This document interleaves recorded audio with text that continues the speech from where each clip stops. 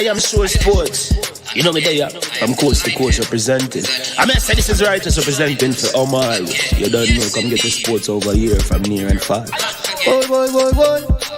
Me say I am sure sports, one thing me sure about. When me say sure, that me not doubt. Come get your sports, get it over here. Come subscribe, repost and share. I am sure sports, one thing me sure about. When me say sure, that me not doubt. Come get your sports, get it over here. Come subscribe, repost and share. If me not sure, that me not say it. Know who score, that me not say it. Never know no game play, that me not say it. If me never see no game, me not know who play. For your sports news, better come over here so. For your soccer news, then come over here so. If you don't love sports, still come over here so. For the day done, you a go love over here so.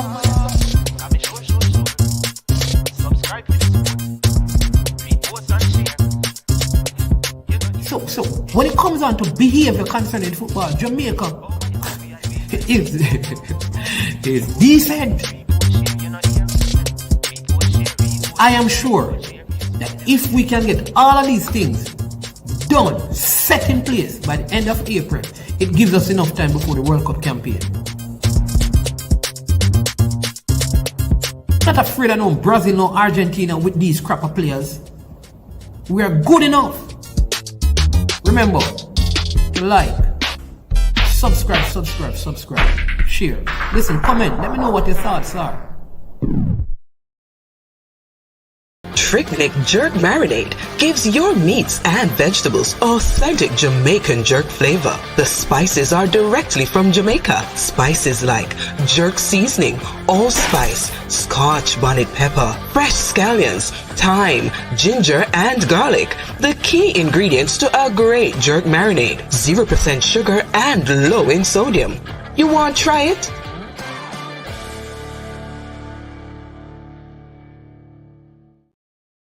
Made up of 18 Jamaican herbs and spices, add delicious, bold flavor to your next grilling experience. Flavoring sauce, a marinade, basting, condiment, or topping. Trick-Nick Jerk Barbecue Sauce.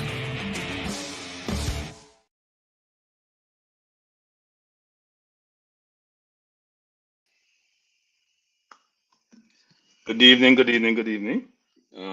My hope is that everyone can hear me, because I can't really hear myself. I am Stan Kronke, being a temporary host this evening on behalf of, the owner of this program, Manningsman, who is away on national duty. I know my good friend Manningsman has gotten some challenges, or what we'll call it, some interesting situation of late, which he's trying to navigate. But I think Mannings only has good intention, and I have confidence that he come out on the better side of this. But I want to welcome everyone to the program this evening. We have a lot to talk about. We're going to talk a little bit about EPL first before we jump into the main topic, because I do think there have been some interesting situations that happened last weekend. So we're not going to spend a lot of time on that. We may talk a little bit more Caribbean football also. It depends on how the conversation goes. But the main topic of conversation is the upcoming Guatemala-Jamaica game, which we want to spend some time talking about. Interesting squad, local players who will have an opportunity, frankly, to show the coach that they should be in the squad come for the upcoming official FIFA window and the games against Canada.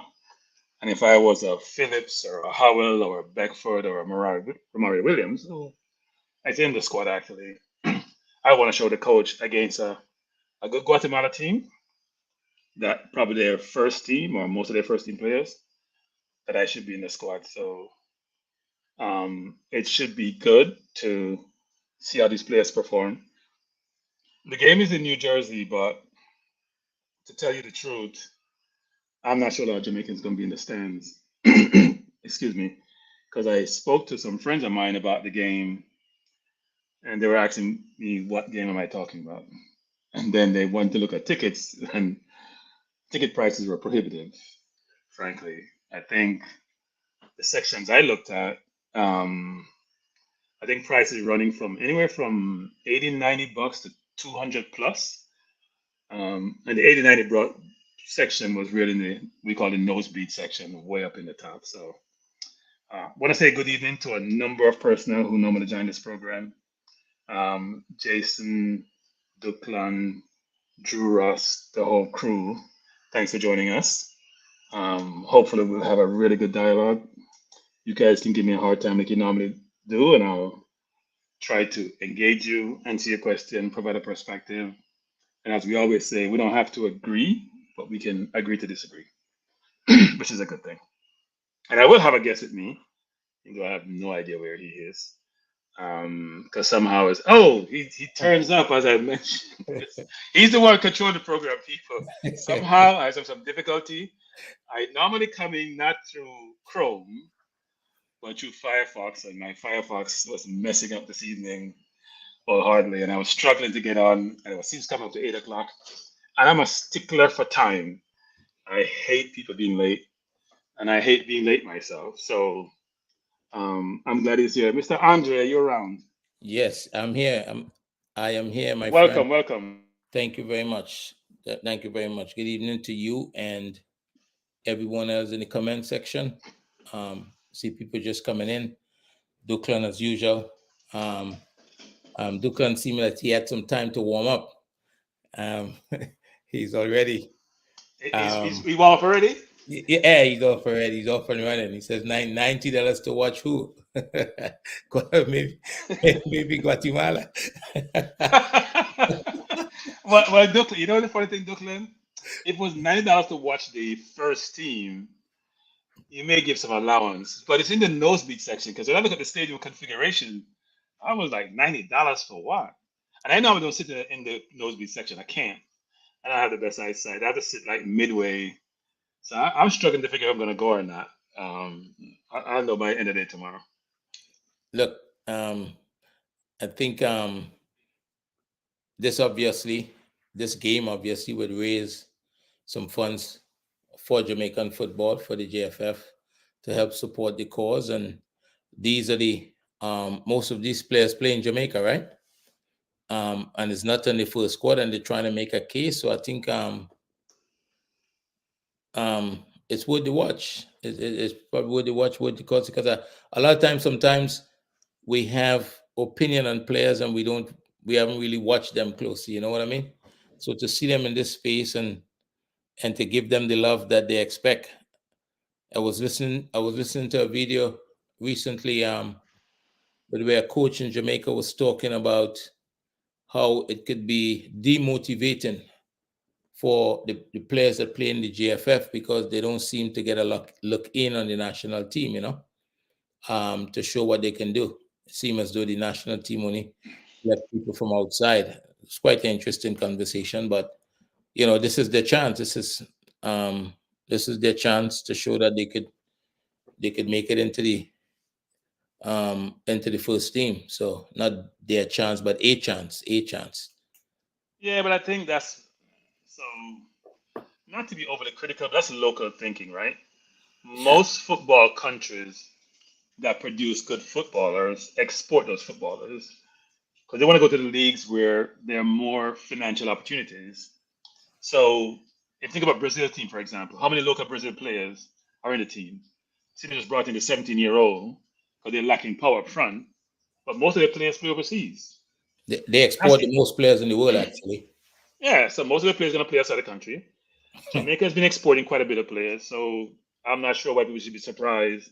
Frankly, if you're playing in the local team, the local league, that should be concerning for the national team.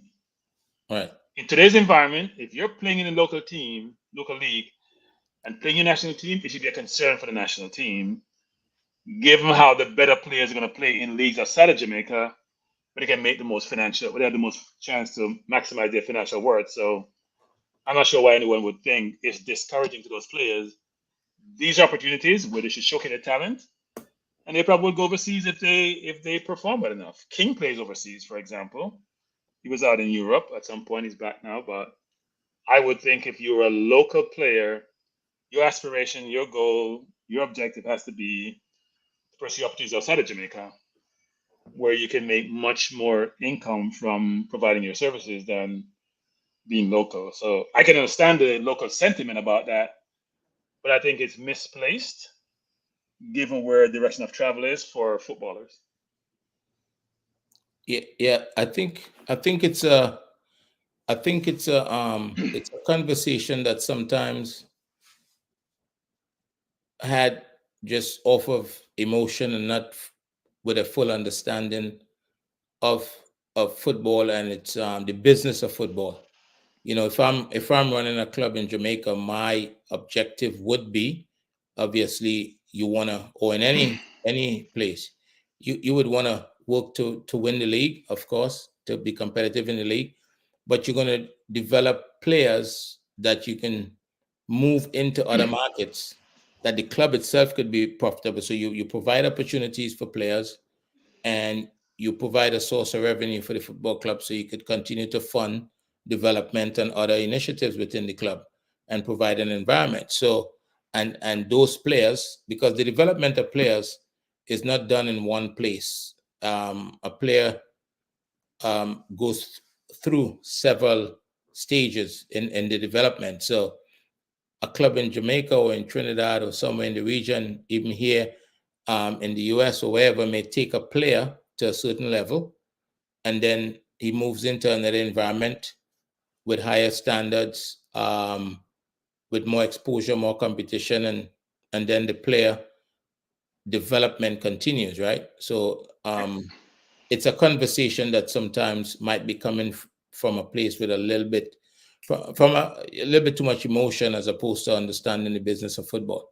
I'm not accusing anybody of not understanding it, but sometimes when we add emotion to it, it gets we get a little bit carried away. So I see Real Baller saying, Kronke, for a minute thought you had on a MAGA hat. You know, Real Baller, I just thought about it too. It does look like a MAGA hat, but this hat was given to me by one of my staff like 15 years ago. You hear what it says? Always being right is an awesome responsibility. I mean, she was telling me I was always right. That's all I said.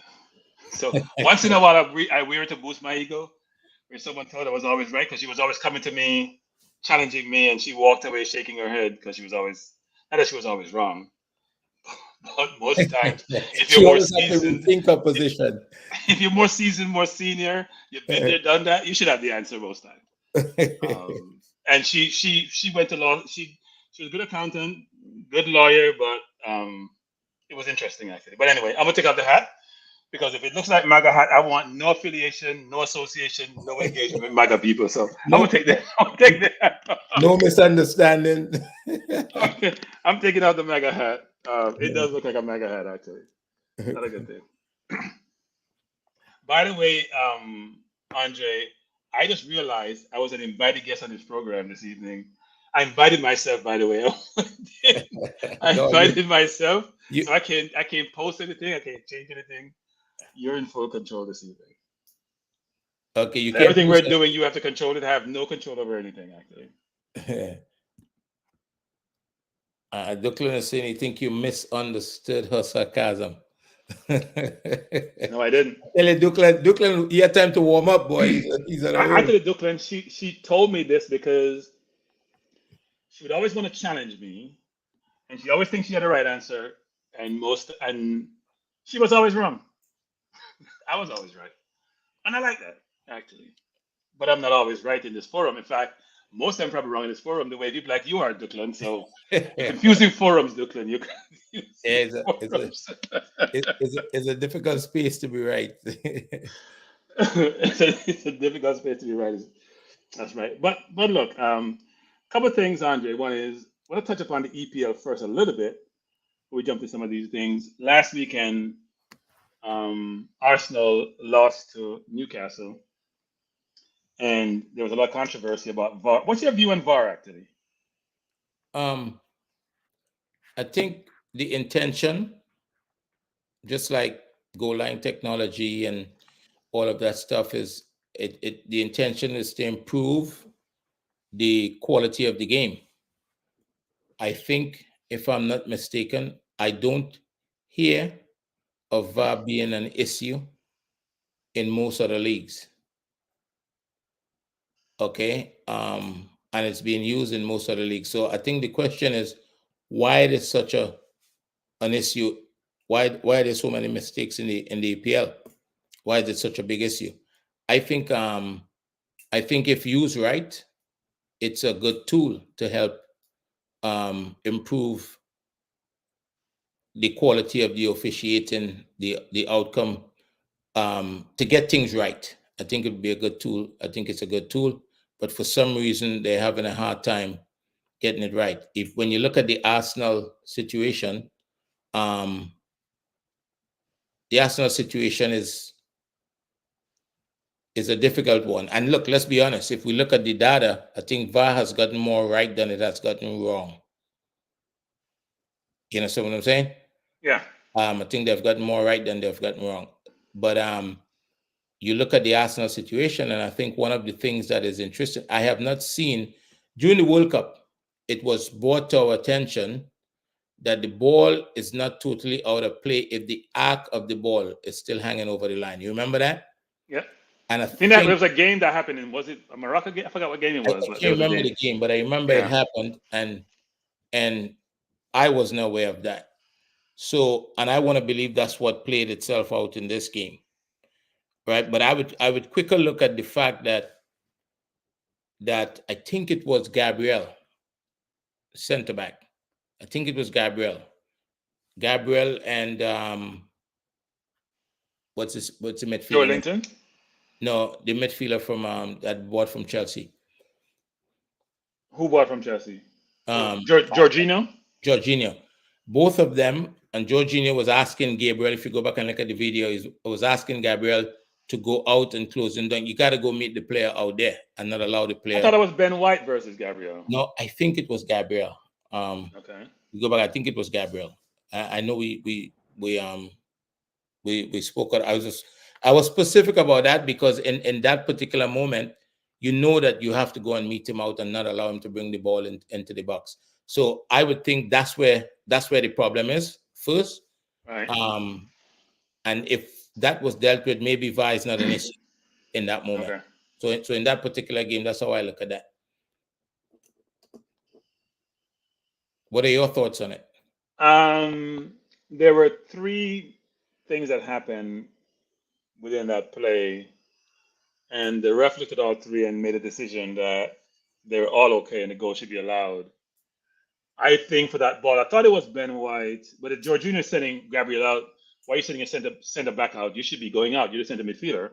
You should be the one running out there. You should be sending someone else to go out there, unless they're much closer to it, and nobody was close to it. That's the first thing. Willock went out there. We stopped playing. Ben White did that in the Tottenham game. He did it again. I think it was White. Secondly, it was a push in the defender back. And if you look earlier in the game, a foul was called on Gabriel on Wilson with a similar play. Push him to one in the back, you call the foul. If you can call him middle of the field, and a goal is scored because of this, and the push was obvious, there is no dispute to me. Offside is debatable. Ball at the bottom is debatable. I've been an advocate of VAR, but I've said this before numerous times, which is this. Most of the owners are not British. Most of the players are not British. Most of the managers are not British. The league is about getting the best quality to be involved with the football. The only area, if you think about the key components that inform the league, are the referees who are all British, and they're not the best. So if you want the best in terms of replay officials and refs, go source them from across the world. You pay decently and let them help, because I think the World Cup didn't have all its issues. Premier League seems to have a lot of issues. Now, I'm an advocate of VAR because VAR is a hindsight view. How many times in life do you get to replay something when it happens instantaneously? You may miss something. You get to replay it, review it, and be a Monday morning quarterback. Why wouldn't you want that, right? So that makes a lot of sense to me. And more sports nowadays, NFL football, look at cricket. Cricket is more easy, I think. Cricket, NFL football, basketball, rugby, all use technology because we all realize that human beings are fallible, and technology provides me a perspective from different angles, which we don't necessarily have as individuals, which allows us to make better decisions. So I'm going to look at the VAR, but it takes too long. it takes away that instantaneous celebration. There's a lot of things which takes away from the pleasure you get out of the sport and the immediacy of the pleasure when you score a goal. That's not going. You have to wait to celebrate. Right. You score and you're like, oh, I can't celebrate yet. Let me delay celebrating because it may not be a goal, and that's difficult. Well, I think the push in the back, I thought that would have been called a foul. I think that was obvious, and it should have been called. But I think one of the challenges they might be having too as well. You mentioned the fact that all of the referees are English. These referees are not only refereeing in England; they're traveling to other parts of the world and refereeing. So I think I read somewhere in the incident with Liverpool recently, I think it was, those referees came back from Saudi Arabia, I think the day before that game. They went into Saudi Arabia and referee game, or maybe the day of, I'm not, I can't remember exactly. But and that too could add fatigue to the situation, right? That could be the cause. No, they're like the JFF. not making not making any excuse to the referee. They're like the JFF. A lot of them. They're like the JFF. So, You see the Roma game where Marino Lovas lost his mind when the English referee refereed that game. They make too many mistakes. Yeah, it's a lot of mistakes, and I'm not seeing anywhere. Maybe I'm missing something. I'm not seeing where the other leagues are having this type of so many issues with VAR, but it has gotten more right than it did wrong. There have been some glaring errors, yes, but So James Smith is asking how many leagues import referees. You know, James, we could have said the same thing a number of years ago about owners or players in the English league, because they were importing players in the 70s and early 80s, or owners. You could say the same thing about managers. It wasn't like that before. The world has changed. The world is more global. And if you're the English league and you're the best league in the world, then have the best in all aspects of your league. Don't have partial best, and then you have one section everybody's complaining about just because you haven't brought together all the best to be in that discipline, that function. So I understand the perspective about importing ref, but I think Saudi Arabia does that, by the way. They bring in referee. Kattenberg went there, other referees went there. And maybe it's a money issue. I don't think it should be for the Premier League. But if you want to be the best league and you want to reduce the noise and the consternation and the concern about the quality of refereeing, then go get the best referees. The World Cup does that. Do what the World Cup does. You're the best league. You have the most money. So I don't know why we wouldn't do that. But anyway, we could exhaust this topic. So the next stop we're going to talk about a little bit is Trinidad a little bit before we go to Jamaica. Let me give Trinidad some time. Mm-hmm. So you and Manningsman were on with some people from Trinidad talking about normalization, what normalization entail, and where you are with normalization. So we should talk about that a little bit before we jump into the whole Jamaica, Guatemala, JFF, because JFF seemed to be the theme topic for the last 5 years. They must be tired by now. They must be tired. And now they're at the point where they're supposed to have election, and people are losing their mind because they think they're trying to manipulate the process for one person to win or the other to win. So we'll talk about that a little bit. But we want to talk mainly about the Guatemala game with the local players. So one of the things I thought we had a good conversation. It was informative outside of the disruptions. And, we're seeing Real Baller here is asking about a ban on the program. I think anytime you talk about banning football in a country, I don't know if people that want a ban on football is considering what it would mean to all of the young people that play football, that have aspirations and have ambition to have a career in football, to get an education via football, to just get exercise. What would it mean to the next generation of young people? I don't know that they consider that. But as it relates to Trinidad and Tobago, as we discussed the other day, was FIFA installed a normalization committee. They were quite clear on why they they install a normalization committee, and they talked about the financial practices, the irregularities that they saw. But one of the things, and the last thing that, and they needed to fix that. But the last thing they need to do is where it's at the moment, is to bring the constitution in line with FIFA statutes for some reason. And I was a little bit disappointed in that conversation that we weren't able to get exactly which articles in the constitution is not consistent with the FIFA statutes. That's one of the things. We are trying to get someone who is in a position to answer that, because I think it's fair that the electorate, the public, the fans know exactly what the issue is, or what the issues are. So while we try to get someone, it's still unclear. One of the things that happened that is causing a problem is right now, as they discuss the constitution, and let's be honest about it, the MAs naturally is a representative of FIFA. When you put under normalization committee, is FIFA and CONCACAF running your MA? I mean that's a given, right? So they have suggested, it seems, based on the conversation we had, that the conversations takes place in small groups and then have a bigger convention in the end. And for some reason, some people are pushing back on that, and it's causing a little bit of vitriol, making it a little bit difficult. But I think it seemed to me, based on that conversation, the conversations we have, and the fact that we understand that FIFA and CONCACAF is running the MA, it seems to me it would make sense that they allow the constitution to be adjusted, to be rectified, whatever word you want to use, so that we can have an election and put someone in there to run the football, or put a team in there to run the football.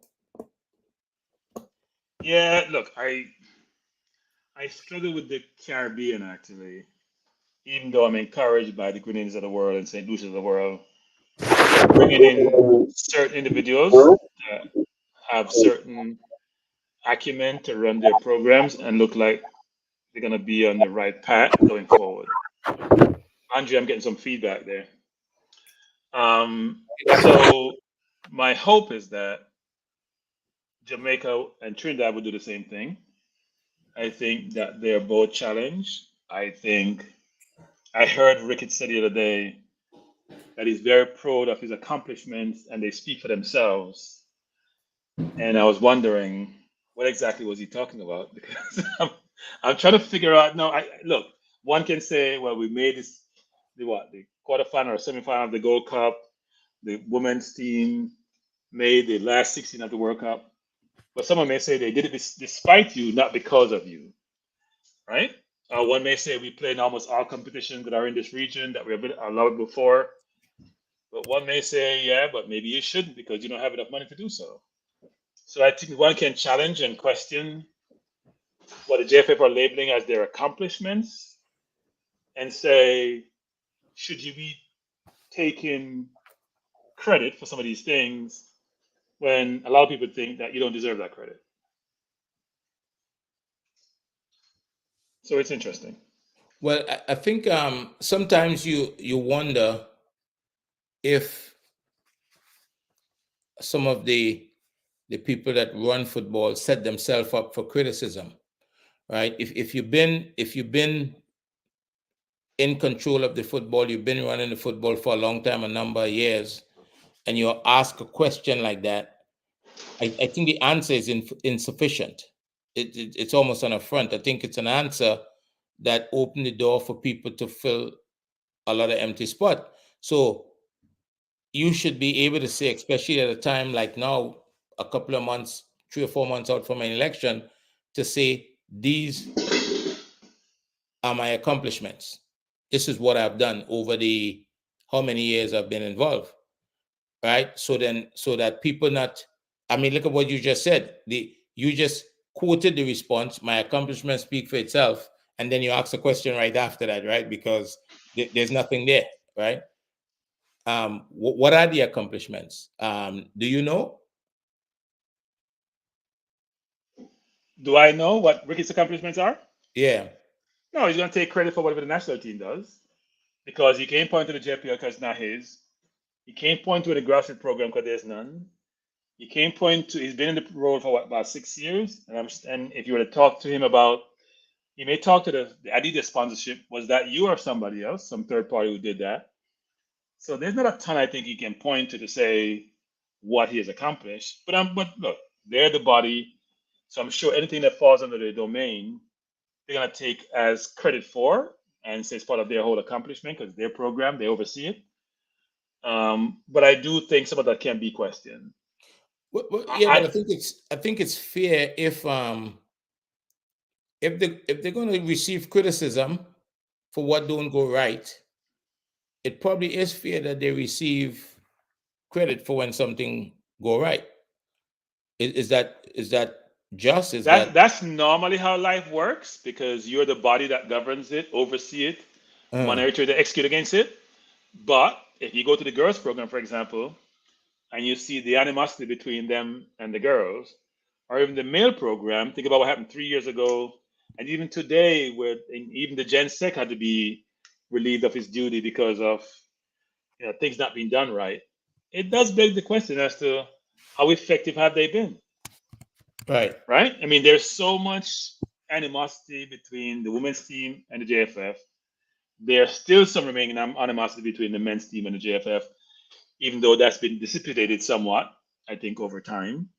I'm Uh, sure that's all credited to Simon and Manning's man. Um, because before they went in, frankly, not give them all the credit, but it was toxic, frankly. The last time they went to South America, it was toxic, where the players are saying, no, the Gen Sec had to go. And then subsequently things have gotten better. The coach has to be given some credit because since he come in, we haven't heard some of those same situations occurring. And you're right. If you run an organization, no matter how bad you are, and they do something in some area, you can't take all the blame and not get some of the credit. So maybe that's right. But last point on this, Andre, is around the concept of a ban, right? uh-huh. I think, look, people are saying, well, I want people to open their minds up and think about these things. And there's both sides to the story. There's one saying a ban is death wish. It lasts for a certain period of time. It reduces opportunities for players, doesn't give some players opportunities, and it shouldn't be a approach to take. And others are saying, you know what, we need a nuclear bomb, like a better word, to change direction of travel. You blow it up and start over from scratch. You bring in new people from scratch, competent people from scratch. Because if we looked over the last number of years in Jamaica been playing football, we haven't built a structure, a sustainable structure for the football from grassroots through adulthood that develop players, set them up for success, create opportunities for them, being able to move players on to bigger and better Mhm. pastures.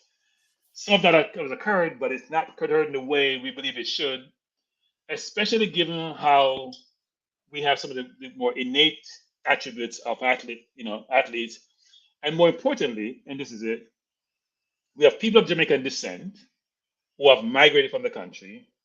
Their offsprings are getting into some of the best teams in the world, and some of the same physical attributes that we do. The population is less in those areas, and they're producing 4 or 5 times more players than we are at a certain level. And why is that the case? It talks back to what we're doing on the island. Some people will say, well, they have more resources. And some will say, yeah, that's right, but you haven't put a structure in place. You don't have people with the deductive skills, the critical thinking, strategic thinking, can see the forest from the trees to help you construct a program which is sustainable, well embedded. You generate financing to support the program, and it runs really well.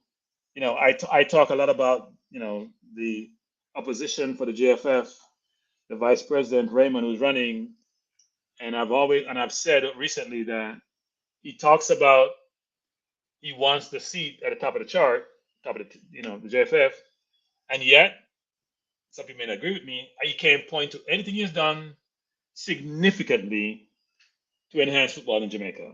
So how can that be right? How can you want a seat when you can't show, given the roles you have held, head of St. Mary's, parish football program, vice president for the JFF for the last 18 years, and in the JFF for the last 37 years. And you can point me to 4, 5, 6, 10 things you have done which are significant in football. Come on. So that's my frustration with this. So that's why the ban for some people would work, because they'll say, start over. Well, I think I think for me the bigger question is, I mean, 37 years is a long time. 37 That's a years is lifetime. A lot of the yeah, audience are not 37 years that's a old. long time. And I think what needs to happen, because you've just had a constitution redo, you had some changes, and now you have more delegates able to vote. I think some pressure need to be put, or a couple of other candidates need to be brought to the table, and that's not happening. I think that's where the effort should be, to bring people with the expertise out of maybe corporate Jamaica or somewhere. I think we had this conversation briefly the other day, and people suggest that they don't get paid and that kind of stuff, but it's just like, I'm sure there's more people like management, right? Management doesn't have a contract, as he has told us. He doesn't have a salary, but as far as he's concerned, he's serving his country, right? He's trying to help out. So I think, and there's numerous benefits to being the president of the MA. There's numerous benefits. It's not like you're going to go there. I mean, when you travel is paid for, your accommodation is paid for, you get a per diem. So it's not like so somebody with a job in corporate America with the expertise, I think, could do this job and do it well, because I think it happens all around the world. Or what could happen is a decision could be made to pay the president. It could be a job on that's what that person does. We've got to change something to make sure that, I mean, 37 years is a long time. 37 years in any one discipline is a lifetime. You're looking to retire after 37 years. You're Yeah, not and, looking and to if seek you're the not a presidency. learner, you're not somebody that's trying to keep up with or build your own capacity and keep up with the changes in the industry and that kind of stuff. If you're not the right type of leader, things aren't going to improve. You have to be a learner in those situations. You have to believe that you're accountable to people. You have to believe in good governance. But it's just too much time. There are people in Trinidad, and I'm sure, and in Jamaica, that is capable of getting the job, of doing the job properly, that would bring new ideas to the table. I think they need to expand what is meant by Jamaica or Trinidad or Guyana. I think the people who have migrated, who are citizens, should be part of anything that the country is doing. They should be able to vote, be involved in a lot of different things. I mean, you look at Israel, for example. You're an Israeli citizen, you're a Jew, any Jewish person part of the world, you're a Jewish citizen. Yep. And some of them actually are left here to go fight in the recent war, but they were reservists, and now they're going back to fight. So they're part of that country. Probably very unique for Israel, actually. But I do think Jamaica needs to rethink who is a Jamaican. Where you reside shouldn't matter anymore. It's a global world. You want to leverage intellect and information and people, no matter where they reside, and have them part of your program and inform what you do. And we need to think different and bigger and leverage what we have as a collective versus having these demarcation between different people just based on some geographic boundaries, frankly. I think we need to change that. And until we change that, we're not going to maximize what we do and how we do it, because we won't leverage everything at our disposal in doing so. And I say that to say, whether it's the JFF, whether it's politics, whatever it is, it should be a much more inclusive process, and right now it's not. So my hope is that, look, I'm not gonna say I'm against or for a ban, frankly.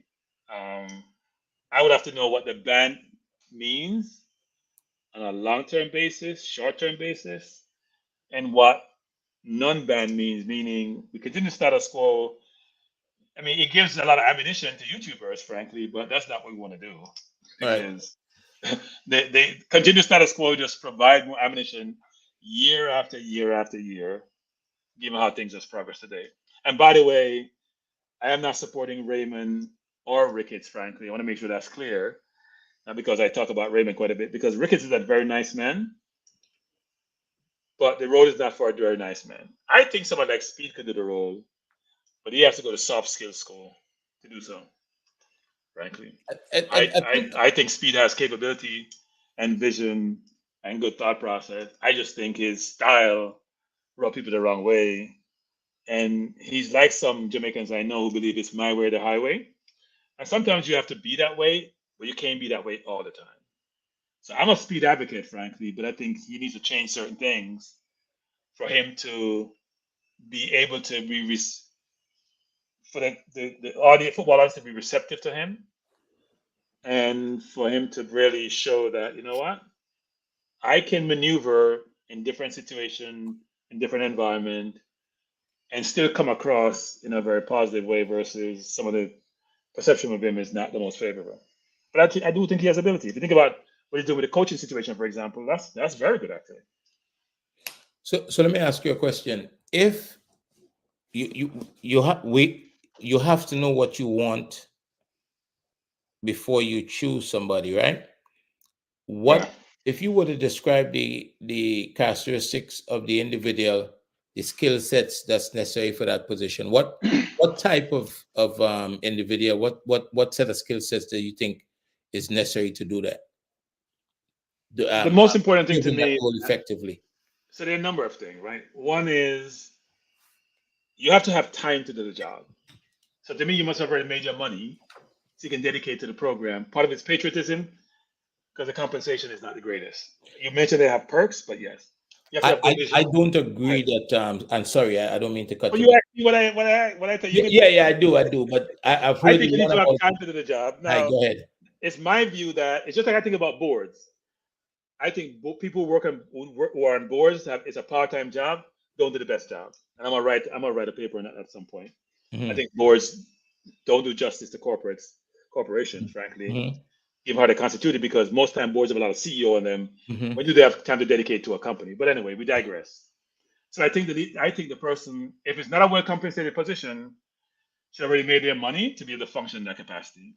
mhm, So they have to have good leadership skill. They have to have vision. They have to be strategic. They have to be relationship builder. Right? They have to be able to network really well. They have to be influential. They should have a stake in this, meaning they're really committed to the job. They should be able to bring people together. They should be able to recognize talent and be able to build a team and have that team around them to get things done, because you're only as good as your team, no matter how good you think you are. Right? So there's a lot of attributes in terms of leadership, good communication skill, deductive reasoning, being strategic, having a vision, being ready to roll up your sleeves, creating a network, being able to go out and influence. A lot of these attributes you need to be, if you want to be a leader, an effective leader, you need to have these attributes, right? mhm. And I'm not sure when I look at some of these leaders across some of the different um, football federations, and I do a topical evaluation because you don't really see them day to day in action, you walk away saying, do I really view this person having those skill sets and those attributes that I think would allow them to be the program to be successful? Because, for example, you're the head of the JFF, what's your vision for the football? Right? Right. I heard Ricketts talk about his manifesto. He's been in a job for 6 years, you don't have a manifesto, that's an issue. I asked Raymond for his manifesto. I can't see one yet. It's a secret. And they talk about these things, but they never materialize. You never see them because I'm not sure if they exist or not. Right? Right. You should be able to alter a manifesto, a comprehensive manifesto, which talks to everything that informs your program, your management team, how you're going to generate the finances, your strategy for the football program and its holistic nature. Right? These things need to be part of what you're trying to demonstrate that, you know what, anyone who want to vote for you should ask for that information, frankly, and for you to show them your vision and what strategy you're going to employ to make sure the football is going to be well developed, embedded, sustainable, and something people can say, you know what, it's going to work going forward, and we're going to be better off for it. And we can see what that direction is going to be going forward. I don't see that. Haven't heard that. Would love to see it, but I don't see it. So let's look at some of the things that you mentioned and look at the current leadership. Does the current leadership have time to do the job as you define time? Do they have a role in a bigger? Do they have a job essentially that could be that interferes with the ability to Yeah, do? I mean, Speed runs Cavalier. Well, he doesn't run Cavalier. He's a coach of Cavalier. I think Andrew runs Cavalier, but Speed is have a day job. He has a day job in terms of his vocation, a day job in terms of coaching. And then he has something on the side, which is the JFF technical committee, right? That's the same, I would assume, for, I don't know all the people who are part of the JFF board, but some people, maybe mayors here, people have different jobs. So the What question about is, the how much does the president? day job take away from your role in the JFF? What about the president? I don't know the president's situation, actually. I don't know if he has a day job. Somebody can correct me. I don't know if he has a day job. I know he has some challenges with some past litigation situation, which he's trying to manage, but I don't know if he has a day job. So But maybe when we should get that information, actually, which is, I mean, the GenSec, I think, well, the GenSec has had a number of jobs. Like he has a day job now, but he's had a number of jobs. He's very involved in the corporate environment in Jamaica, a well-known person, actually. So I assume he has a day job. But I think he's paid by FIFA, if I'm not mistaken. So that may not be a concern for him, actually. So what about relationship building? Do you think that the leadership, I mean, how do you think the leadership has done when it comes to relationship building? I mean, the federation does have some sponsorship. Well, I think, look, As a if president. you're a leader of a public or quasi-public entity, Mhm. you have to be a good relationship builder. You have a whole host of constituents you have to deal with, Mhm. whether it's sponsors, whether it's the government, Minister of Sports, whether it's coaches, whether it's players, whether it's your staff, whether it's FIFA. You know how much constituent you have to engage with? You have to be a relationship person to build relationship, because relationship is where you get things done a lot of times. So if you are head of a football federation, there's a vast array of constituent out there you have to engage with, relationship with, and the business community you have to build relationship with. There's a lot of people to build relationships with. So it's huge in terms of that constituent base. So you have to be a good, be able to network. It's almost like being a politician, frankly. And the Here, Trevor's troubles. saying Rick is a health inspector. Well, the JFF is not healthy, so I'm not sure how that works. Actually, it's not healthy. As far as I'm concerned, it's not healthy. So when you say the ability to influence people, do you feel that because many of the leadership has been on to several different platforms, YouTube platforms, to try to explain things from time to time and have discussions, and you give them credit for that.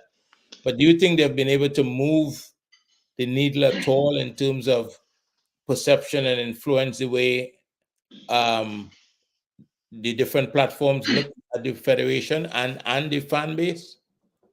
No, here's the problem. They're always on the defensive. They're not.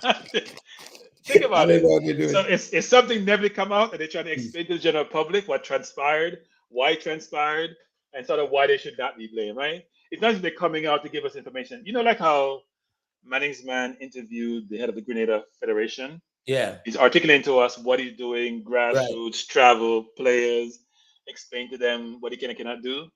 We don't hear that from the JFF. That's why you hear me and Speed have this dispute about this when he got mad at me saying he should go talk to the head of the Grenada Football Federation, because I was very impressed with him, by the way. But the point I'm trying to make is this, is that they're always trying to negate something that was happened or provide an explanation. It's not about them coming and talking to us about football and what Right. they're doing, what their plans are. That's not what they're doing. They're trying to manage situations which are unpleasant, frankly. Things not be And that's going well. really Whether it's the women's team, the men's team, they can't even get the electoral process right. They can't even get the and election process that's right. unfortunate, right? Because there's so much if you have a vision for the organization, you can talk about that ad nauseum, right? And people could see progress, see steps being taken, and that seems to be a problem with a lot of the MAs and even with the CFU. We don't know what the plan is. We don't know what the vision is. Look, quite frankly, if you look at the last few windows, even when the US and Canada and these countries, whoever didn't have nation leagues game, they were playing friendlies, and I am certain that a lot of these friendlies are organized way in advance. They know what they're going to do. They have a plan.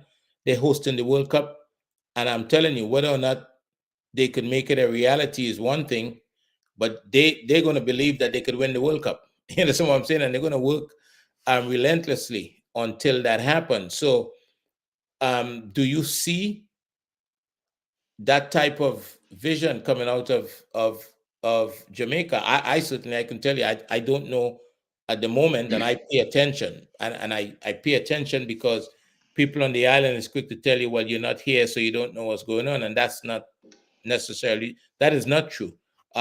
You could know what's going on despite the fact, because we know what's going on in different parts of the world. So you just have to pay attention. So I haven't seen a plan in terms of this is how we're going to get to the World Cup, or this is our plan. Whether it works or not is something different. Do you see? Is that available? Do you have a sense that outside of playing World Cup qualifiers, is there a plan to try to get there? I would assume the plan is I get a very good coach. He's a good recruiter. You get the best players, and we hope they're good enough to qualify from this region. That's the way I'm doing it. And we get sponsorship along the way because it's an expensive journey, Yeah, right? it is an expensive journey, and that's the point. Spain women team, I heard the president said he had to raise 20, I think it was $24 million to make that happen, right? Well, Euros, no, we use 24 million GoFundMe euros. money. We Say it use again. the couple of thousand. We use GoFundMe money. The few $1,000s that Bunny Shop people raised went to took them to Australia. I just went to India, and business class trip was like, I won't say what the number is. A big number. Yeah, And you're gonna tell me you raised GoFundMe to take it to Australia with 30 something plus people. But anyway, yeah, I but digress. they did say they didn't It's need that just money. so the JFF should get credit of working with FIFA, and the JFF spent most of the money to get them to Australia. It wasn't their GoFundMe, frankly. Yeah, But anyway, if I remember the conversation well, it was an advance. It was an advance on the money. well, you know what? We can. That's going to be another show by itself because Yeah, I heard Dennis Strong talking about that advance, and you and I talked about this. The numbers didn't add up. But that's right. another story for another day. Numbers didn't add up. We can talk about this a little bit more, but I want to go to the Guatemala Jamaica team because I know Yep. people in the section want to see the team, and I have no control here because I had my squad builder put up and I had this, and I realized I have no. You're the one in control here, Okay. so I I don't put have a squad builder squad. in the private chat so you can pull it up and we can put the team in. There is. I don't know. I have a screenshot here. I don't know how well it's gonna work. Does that But work? that's the players. Yes, that's good. Those are the players who are in the squad that were announced. Uh-huh. And you can see. Can we blow this up a Oh, little bit? so Yeah. the So we squad have. builder. I've never used No, the that's squad. not squad. We can go to squad builder subsequent to this, but this lists all the players who are in the squad. As you can see, Amal Knight and Jameer Waite. I think Waite has been very, very good for his country, and most of these are local players. Some play in the USL or I don't see any MLS players here, but USL players. So Richard King, Kyle Mintuba Topi, King and Topi have played for Jamaica. Damani, I'm gonna butcher some people here, by the way. Osei, John Bell, Lamont, Rochester, Javane Brown, and then we have Speedy, Demaria Phillips, Trevon Reed, Tyreek McGee. Tyreek McGee is back, which is a number of people, including Brain Drain, have been an advocate of McGee. Look, I think McGee is a good player, but he hasn't done it in Europe. He hasn't really done it as well as he should. Came back in the States. So hopefully take this chance and run with it. Ramon Howell, Deshaun Beckford, and then you have Romario Williams, who played well in the last round of the last window. Shamil Thomas, um, I'm gonna measure this right. Malachi Foster and Shaquille Bradford. Where did Jamaica get these special names from nowadays? When I grew up in Jamaica, we didn't have these special names. I'm used to George and John and Pete and Peter and Trevor. These names are changing nowadays. I'm struggling to pronounce them. But these are the players. These are the players that have been called up for the squad. So we can try to build what I think will be the team that's going to play on Saturday. Frankly, if we go to squad builder, Um, and let me know if you can put it up. But I think when we played Peru, and that may have been last year, in Peru, we started off the game really well the first half with local players, by the way. Players really well in the first half. I think they got about three, but I was very impressed with some of the players, and they shone in that game. I expected, frankly, Whisper to be in this team. I'm getting different views as to why Whisper's not in the team. I heard that his management says they want to prepare him for Chelsea because he's going to go to Chelsea next week or something. I heard he has a birthday party that he has to go to. I'm hearing different things, so I don't want to spread rumors, but there are different views as to why he's not in the team. But if I'm Whisper and I'm trying to impress the coach because I've gotten game time, but I'm not the consistent starter, why wouldn't I play now in this window and then go over to Europe if I need to be and come back for the next window if I'm selected? I don't understand the strategy, but I'm missing something. Maybe I don't get it. so he's not in the roster. Um, Rob Smith saying pronouncing Malik is not that difficult. Maybe not for you, Rob Smith. I maybe can't read well or pronounce well, so maybe it's me. So if we try to put in, I don't think I can. You have to do this. So let's try to. Let me see if I can pick my team. Jamal Waite is a shoe in to start. So Jamali Waite is a shoe in to start. So A I goalkeeper. okay. How you spell his name? JAM. Hold on, let me get this good. Is his name there? And It in the says database? I thought it was Jamal, but it says Jahmali. So Jamali Waite. Okay, hold on. Let me get the JH. Mali. Let's say it comes up. If not, just put JMA. Yeah. Yeah, No. Put WAITE. yeah, And you guys can help us pick the team. We're trying to put a yeah. team up here. No, Tell us who you think. All right, nothing, nothing fun. put JAMAL and let's see what comes up. Or we just plug somebody in there. We just plug a weight in there, frankly. Say it again. We plug a weight in if we can't find his name. JAMAL. Does it come up? I'll put weight and see what comes up. You're typing, but we're not seeing any name in there. Yeah. Yeah, let's see what comes up. Nothing. James Wade, Paul Wade, Josh Wade. All right, let's try the Jamal up top. Let's go. Let me see something. JAH. Nothing. Yes, Jamal. Yes, it's not coming up. Let's put No, a weight there, and let's go with a weight then. Any waiter it works. any weight. Any waiter works. That's WAIT. That's it works. Duckland say I'm using name like Moses and Abraham. Hey, Duckland, if you know me, I don't have one religious bone in my body, so it's not me. I stopped going to church at 13. That's not happening. I don't have any. I So don't have this no is Moses and no Abraham. this is gonna be a disaster, right?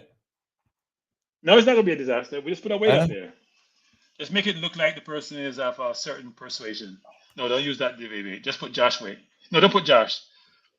In fact, none of those weight match because those names I don't like. Put Paul weight. Put Paul weight. But it's not Just click on it. It doesn't pop yeah, in. click on it, it's not moving. Okay. I just Yeah, wonder what you're Paul, talking about. It's not moving. Okay, so yeah, let's try. Let's try another name. Let's try right back. Let's try Javian Brown.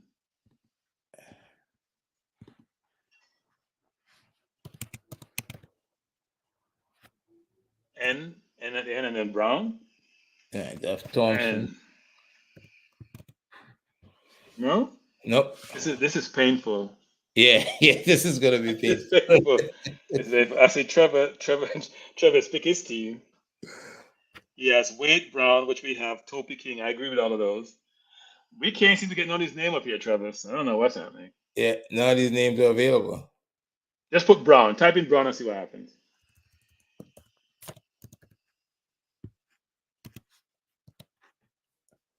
Let's see what Brown's pops up. Scott Yes. Brown.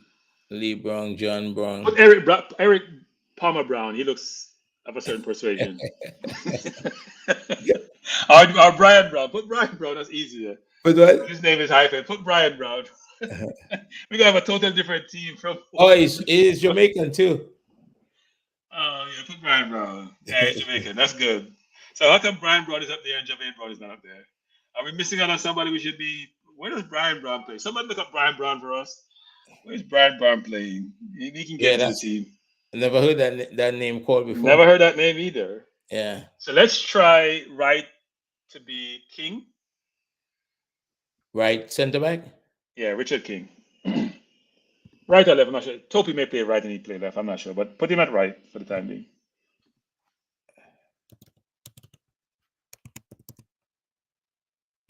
It looks like it's gonna work.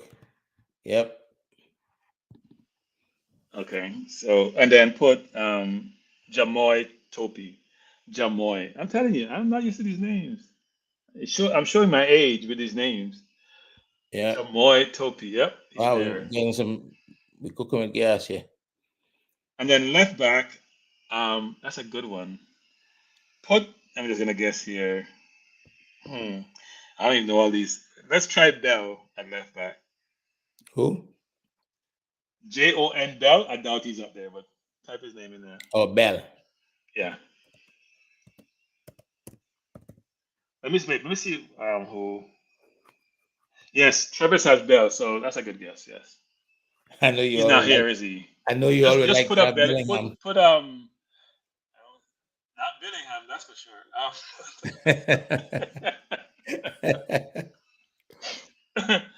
There are not too many Bells here. Don't put Stephon Bell.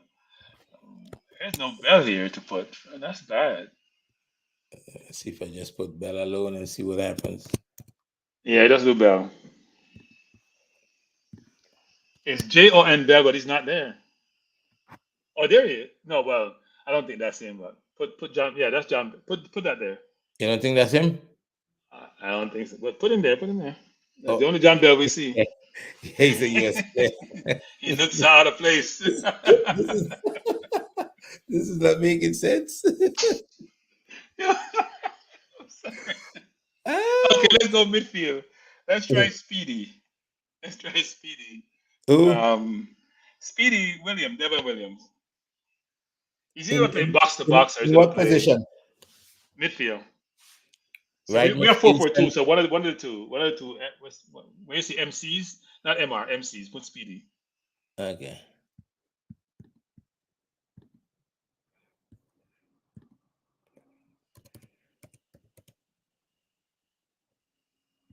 That's him, yeah. Yeah, Speedy's there. Yeah, Speedy's always there.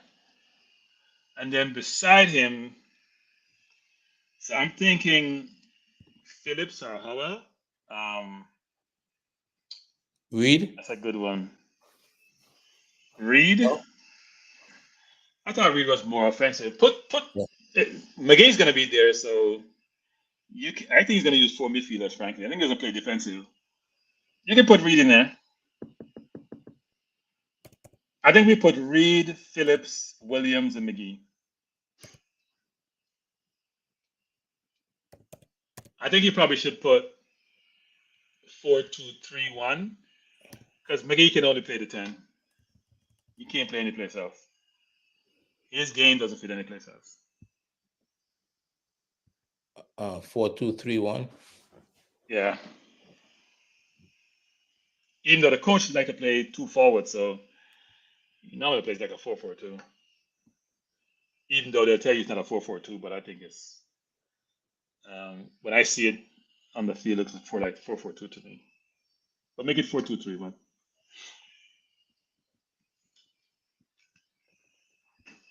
So we have Devon Williams.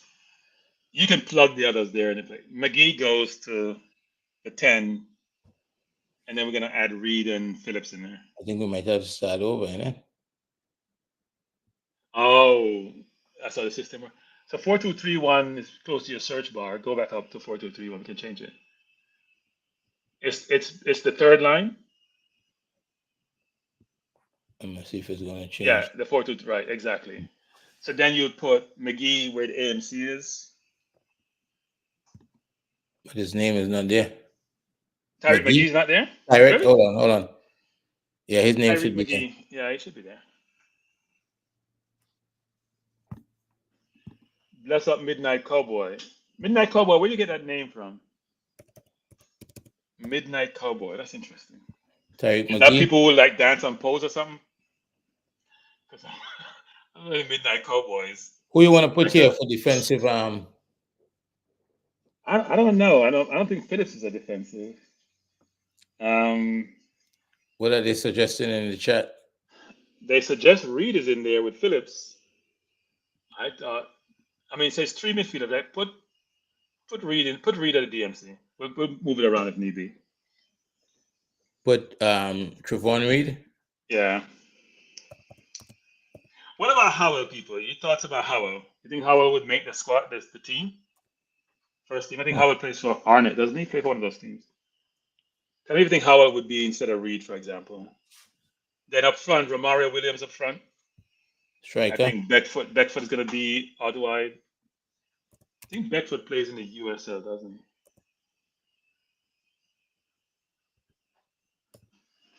What are you looking for? Romario, yeah, Williams.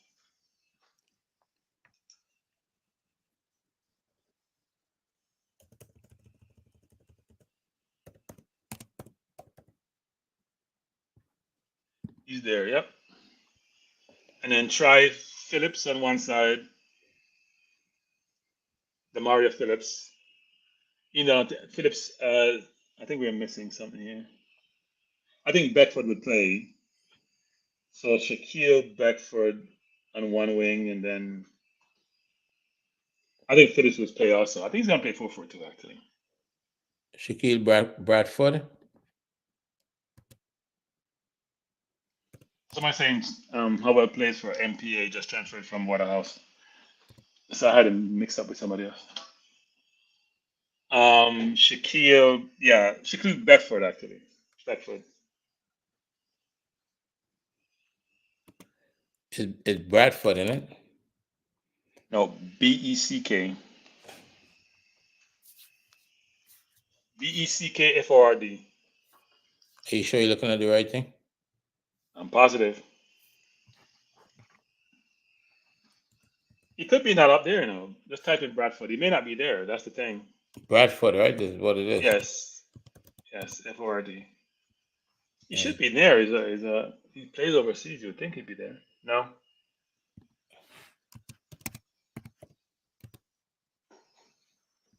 Jason Guna asked who named Shaquille Bedford. I think he plays in the USL. Jason. You can look him up. I think he's on you go to Wikipedia, one of those places. He's there, actually. He's a forward. Yep, there he is. That's spelled. It says Bradford, but yeah, I have Beckford here. I have Bradford on mine. I have. You know what? I'm mixing. No, it's Bradford. Sorry, I'm the one mixing it up. I'm mixing it up with But it's also Shane Beckford. Beckford. I'm but mixing up with the Shane Beckford. It's also spelled different on the squad announcement sheet that was on thing. His first name is spelled different. Yeah, it's a Shaquueil, and we have. And this is coming. I think Beckford will play instead of Bradford, though. And who? I think Shane Beckford will play instead of Bradford. Yeah. Or Deshaun Beckford. Yeah. You want to put him there instead? Yep.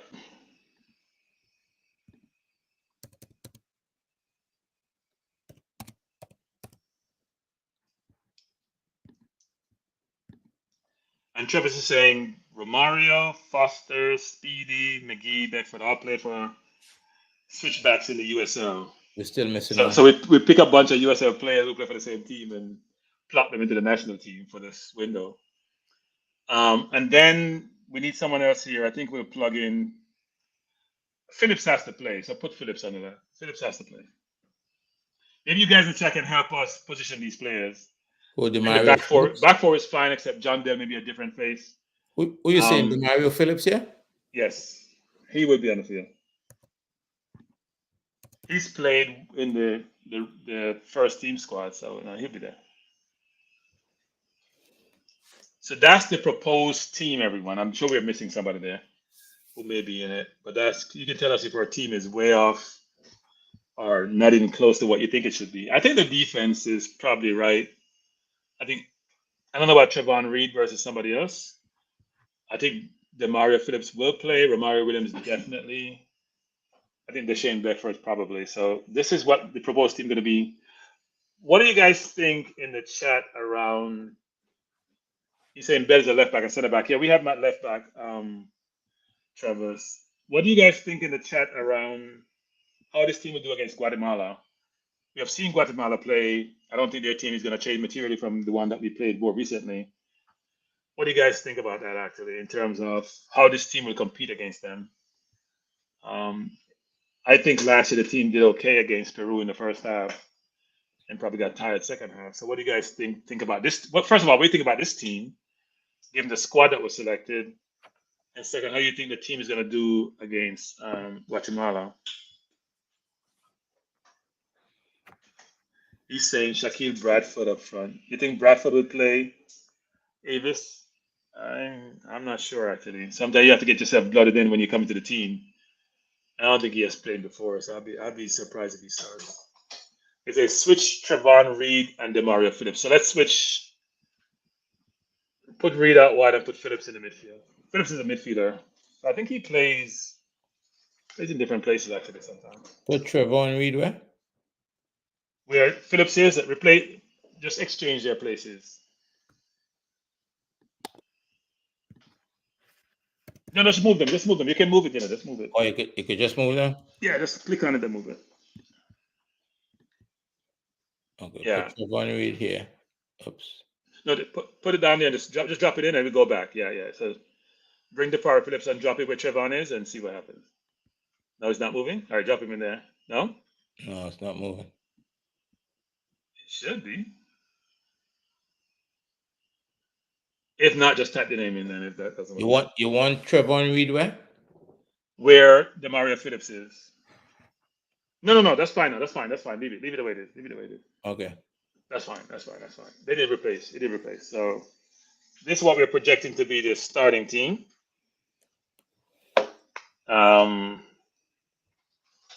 Is I put Phillips beside of Speedy. I don't think any of them, none of the two of them are CDMs actually. So I don't know how that works.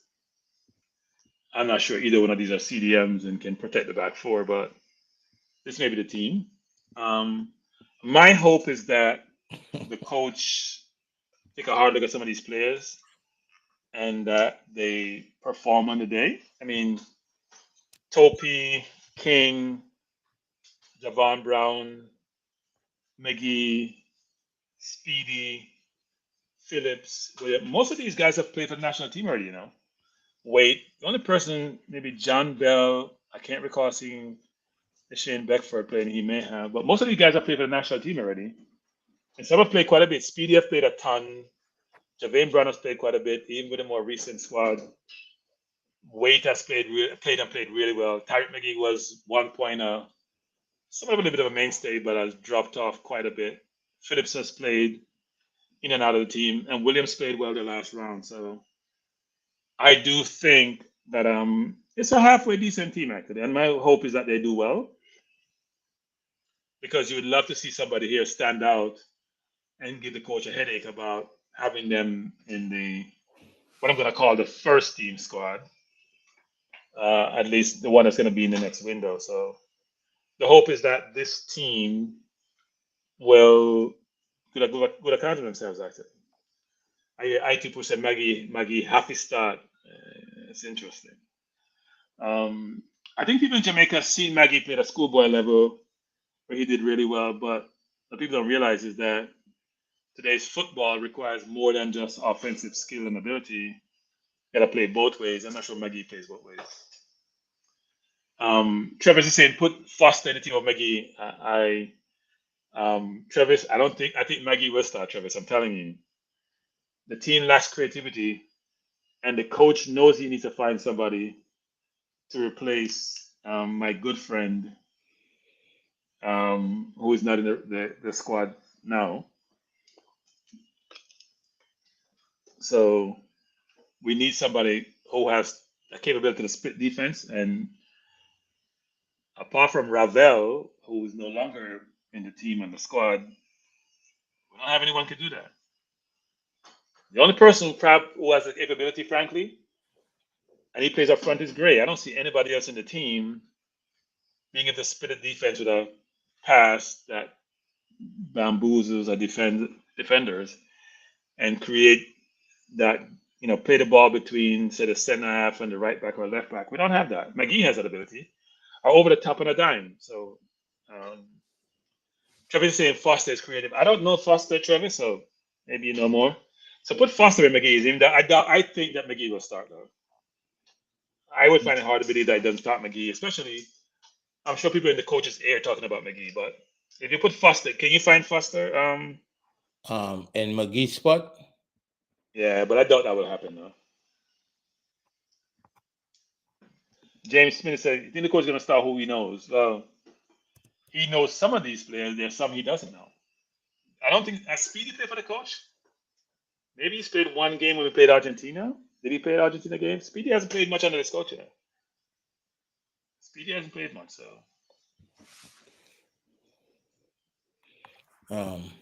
You say you want to put Foster, right? Yeah. Yeah. Some of these, you're right. Some of these spelling of these names.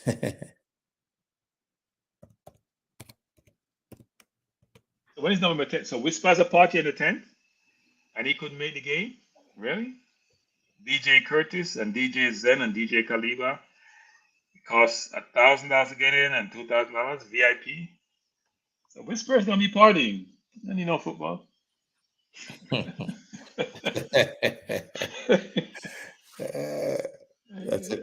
That's an interesting one. I don't know why a young player would want to do that, though. It's not a good look. If you're the national coach, I don't know how I would digest that if I was the national coach. I'm telling you. Yeah, if I invite you, you don't turn up because you're gonna be partying. You're gonna take a long time to get back in my team. Yeah, that's gonna be a difficult one to explain, huh? You can't explain partying and say you gotta go away, you don't want to go play. Like, who's advising you? Yeah.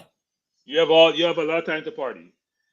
It may be a celebration, it could be a special celebration, but I don't know. I don't know how I would digest that one. It says it's a birthday celebration. Yeah. I'm glad I'm not the coach. Because I wouldn't digest that well at all. Is it normal to charge a entrance fee for a birthday celebration in Jamaica? I think it depends, actually. People always promote their party by saying it's a birthday celebration. They'll charge a fee, but it depends. It's not only there. People do it here, too. Okay. But it's their prerogative. But at the end of the day, I don't think you can be promoting when you've been called for your national team and say, you know what? Sorry, coach, I can't come. I have a birthday party if you go to.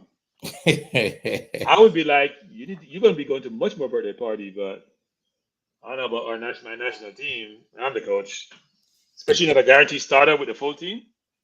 Yeah, you this opportunity. You probably would have started this game. Yeah, for and really show his worth on TV with players and good players. A Guatemala team maybe at full strength. Why wouldn't you pursue this opportunity? You can have your party. You can have the party subsequently. It could be a belated birthday party. You could do it the next weekend. But anyway, yeah, you would have started here for sure. Yeah, I don't want to talk about anybody who's not here. So they decide not to go. That's their prerogative. So Duklin is saying, which one to make more money? Duklin is saying he's going to make more money than the JFF this weekend. I thought he was making money at Chelsea, Duklin. But anyway, if that's the goal, then hey, more power to him. But you're 18 years old. You get called for your national team. It's a privilege. You should take the opportunity and run with it. That's the way I see it. That's the way I see it. But hey, I'm sure he has great advisors who will tell him exactly what he should do and not do. So Bravo. is Bravo. Bravo from Trinidad? I don't know if he's from Trinidad, but he's asking a question. If he's from Trinidad, he would know the answer to this question. I think like how you all how Jamaica court players and reach out to players. I think Trinidad the behavior is a little bit different. They would prefer players reach out to them as opposed to reach out to players. So which I don't think is a good. I mean, all around the world, people go after players, right? They court them. You know, when the US get those boys to come play for them, they spend a lot of time talking to them and trying to encourage them and let them know, make them feel wanted. I don't think we are inclined to be that way. So, but I know that for the youth team coming up for the under 20 and the under 17, there's a really chance that they can attract some players in those age groups. So we see what happens. I think in the next 10 years, most of the players for the Caribbean teams will come from the US, actually. I think as these players develop, get better, some of them will actually pursue play for Jamaica who are US. Because we migrated to Europe in the 50s and 60s and 70s and 80s. A lot of those players are now one or two generations still playing. I do think the US will start producing some of those players, especially the football is getting more pervasive here, who then want to pursue and play for Jamaica and Trinidad and those other countries. Trinidad have a lot of people in the US actually, so I'd be surprised if you don't have more of those individuals Well, looking to play for Trinidad the world at some point. I think one of the most disappointing things at the moment is that the Caribbean still dismiss the football in America. And when you consider the way it has grown, um, does it still need to develop? Yes, but it has come a long way in the past 20 years. So, and to the point where, I mean, the U.S. players are look the top talent from Brazil, from the under 20 team came here to the US and is playing in the MLS, you know. Young players from Argentina and Uruguay and all those places, 19, 20, 21 years, those guys are coming here and they're all across the leagues. And I think players from the Caribbean is still looking past the US as a place, as a platform to come and develop the talent and move on. There's loads of players going from the US to Europe. It's happening more often than people think because I don't think people are paying attention to it. So, Now, most of the US team plays overseas, actually. yeah, Most of the national team, think about the players on the national team, most of yeah. them play overseas. The entire forward line, most of the midfield, and one or two, most of the players play overseas. Yeah. And they play the top leagues, actually. So you think about Pulisic and Musa and Balogun and Reina, they all play overseas. So, no. But they all got developed in the US. Reina and others moved pretty young. So I do think the US is doing a better job of developing its players. At some point, the US should be able to compete with the Serie A's of the world, I think, actually. Well, If they look, really want to go after it, they could because they have the facilities. They can generate the income if they have better players. They get the television contracts like they have with Apple, and that would increase. They could do better. They just got to get the investment because the crowds are not going to the games. And if when you have good players like with Messi coming, people will go watch the better players play. Someone is saying that Whisper's contract kicked in, so he may be restricted. I doubt it. I don't think that's rational. I'm not buying that rationale, frankly. But who knows? We're speculating, so who knows? But he's decided not to attend for whatever reason. I didn't see. I read something where one of his management person says they're focused. It didn't say he's restricted by his contract, so that's indicated that they're focused on what's gonna his next step, which is Chelsea. So hey, I think the coach may focus on other players when he called them in the next window, but we'll see. Look, Because if you're not a guaranteed starter, you should always take a chance when you get it. these are two big games that Jamaica have coming up. The Guatemala game is a friendly, but the two Right. games against Canada, it says a lot.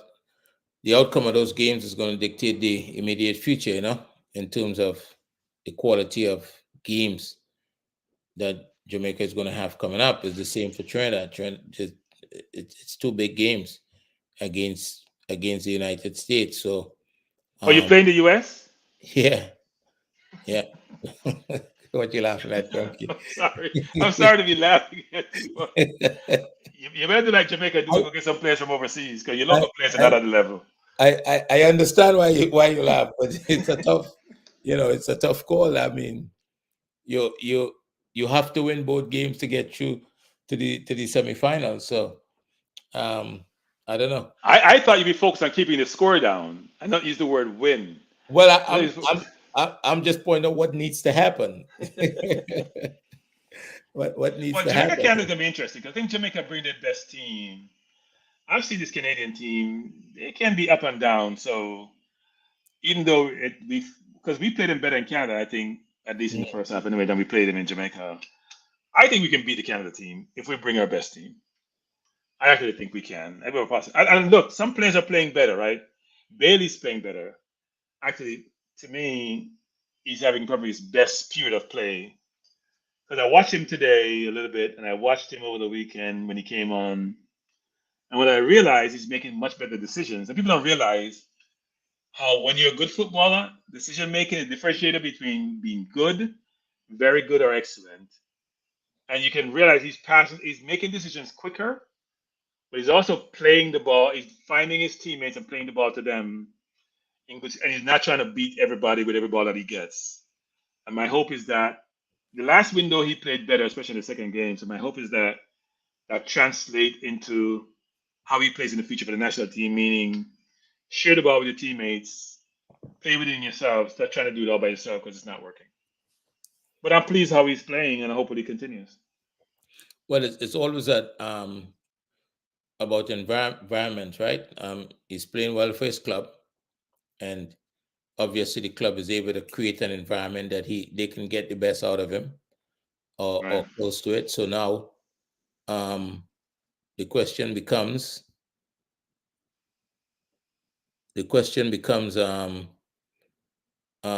whether or not the national team could do the same, right? That's what happens.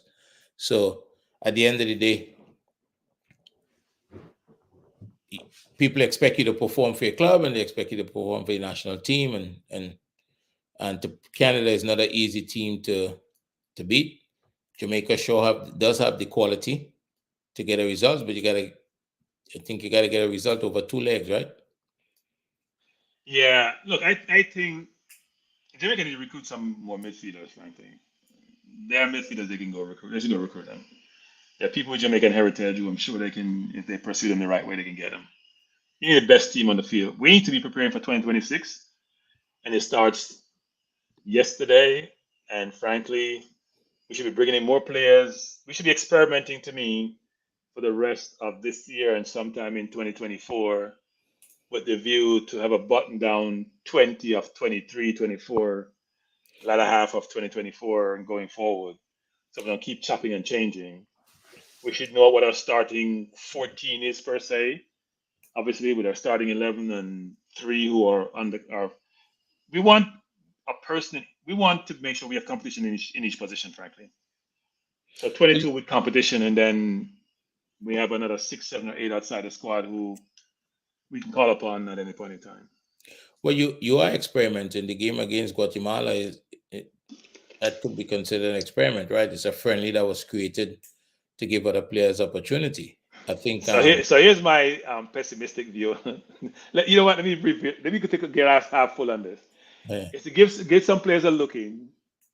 It's maybe to generate some finances, and it's to get some players exposure, which is a good thing, frankly. So, but most of these players will not be in the 23, frankly, right?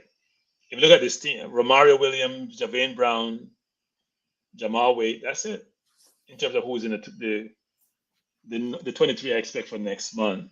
Somebody else may break in, but that's what I would expect.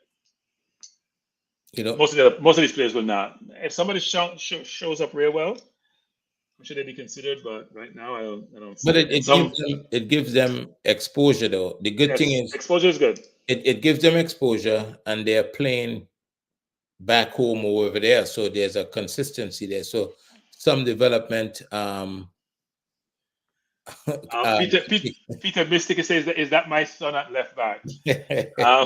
No, that's Andre's son. It's not my son. I don't have control of the clicker. That's Andre. He puts John Bell up there. that would John be Bell a in the miracle. team, huh? That'd be a miracle if that's my son. It'll be a miracle. It's not my son. Oh, I see somebody popping in. But Yeah. no, it should be interesting at the end. Good night, Kronke. Good night, sir. How you doing? Good night, Andre. Good night. The owner Good for the night, program, management. the owner for the channel that showed up. How you doing, Mister? What should I call you? Management. What's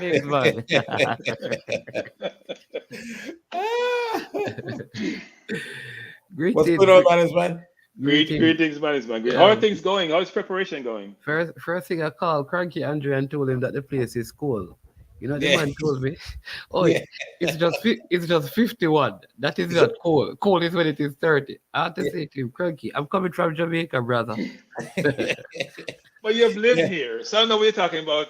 It's cold. How can 50 degrees be cold? You can go outside without a jacket at 50 degrees. Yeah, 50 degrees is this Yeah, time 50 of the degrees year. is great. I wish it was 50 degrees 24/7. It's great weather. Yeah, this time of the year when the sun is up as well. there was no sun today. And it's 50 without a wind chill. So if it was 25, 20 with a wind chill, then yeah.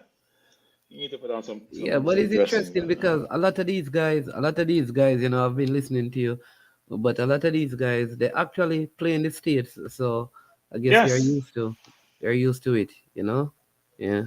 A lot of them play in the States. So management, a player who people have been asking about is Bradford. I'm not familiar with Bradford actually. Oh, he was at Waterhouse. Okay. He came back, he went to Camperdown. He was on that same Camperdown team with Juma Johnson. He played for Waterhouse, went overseas for a short while. I think had a good season, went overseas in Europe, came back to Jamaica, and now he's at Waterhouse. Has been doing well. Oh, so he's Yeah. back in Jamaica. Yeah, he plays for Waterhouse, scored in the Caribbean Cup. Okay. If you watch JPL, the last JPL game that Harborview played against Monday Night Football, he scored the second goal. Okay. So, Yeah. so management, if I look at the team, so you'd have to tell me because I know you may have inside information, but here's a team that we've sort of put up on here. We couldn't find John Bell, and we decided to like Andre's son to put up there instead of the real John Bell. Who is Paul with? We couldn't find Jamal Wade, so we put up Paul because Paul is a normal, everyday Christian name. And we have, so Travis suggests Malik Foster. I am set on saying Tyreek McGee. Brain Drain has told us all for the last year that Tyreek has to get a game, so we're saying it's Tyreek, but we put up what Travis requested. Romario to me has to play. He's a shoe-in. And so here's the team. So we sort of put a team up there. It doesn't really matter. I think the coach should give some of these players a half and give other players time to shine. So that's the whole part today for me anyway. Yeah, I think. Listen, I think you put a good team because what you have there is players who have most of those players have actually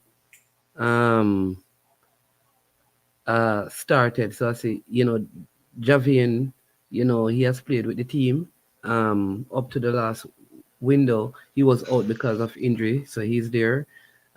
King has played. Topi, like these, you would say of the crop that is here, they are probably the senior players. Speedy. In fact, many people have been saying that maybe Speedy need to come back into the team.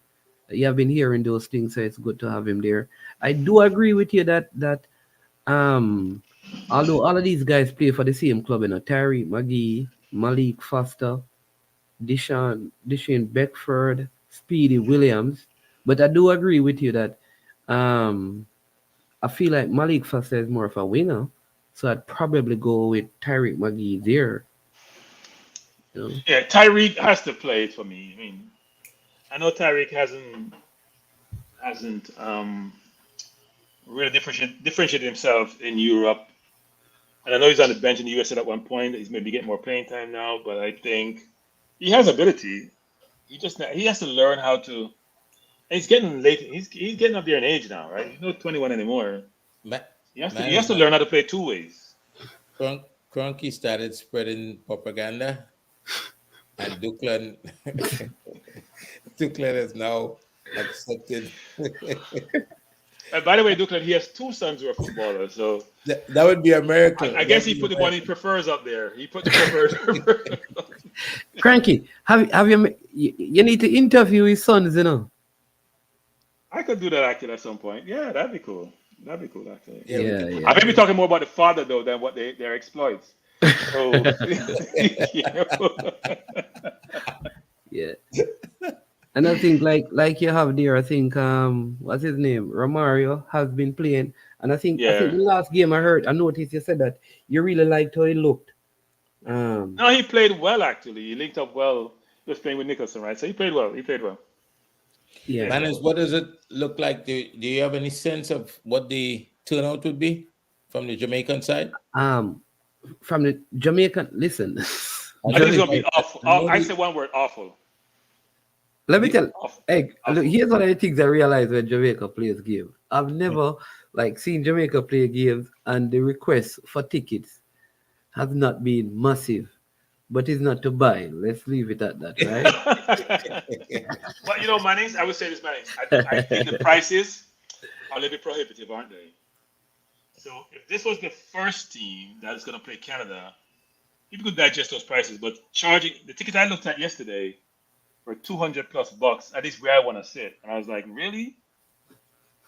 Right? Because I text a friend of mine on Tuesday and says, "But Crank, if you want to sit up in the suite, what do you expect?" It's not sweet. It's not sweet. It's not sweet. I mean, it's not that I can't afford it. I'm reluctant to go pay $200 to see, not seeing Antonio and Bailey. I must admit, I struggle with that. But anyway, I don't know why they charge you so much money for local players. Well, I think the Guatemalans are going to fill the stadium. Yeah, Jason saying take my like Jason. I have never sat in the aisle. If I'm not in the middle of the field, I don't go to games. I'm telling you. Even I go to basketball game, whatever games I go to, I'm not sitting up in the stands. I want to see the game. I go to watch the game, not to go. Even if I go to the box sometime, I used to go to the garden, I used to go to my company, go to the box. I hate being in the box because it's so far up. You're not where the action is. It's a good view, though. But it's a good view. It's a good view, but it's not close enough. And most people in the box are always distracting you because they're just there to drink and eat food, and I'm going to watch the game for one. Anyway, we digress. But there's someone did our friend arrive as yet, Manners man? Mannings left us. No, I'm still here. Fred, I'm trying to think. No, our friend who goes to all Jamaica games. He's talking about the person who's always saying he's at games, but he doesn't turn up. He's probably organizing his next demonstration. It's single person demonstration. I heard that he was a big organizer. Well, here's the thing, Manny. So, Manny, you're saying the price are not prohibitive? I think they're prohibitive, Manny. I text a friend of mine. You know what I'm gonna see what he texts me.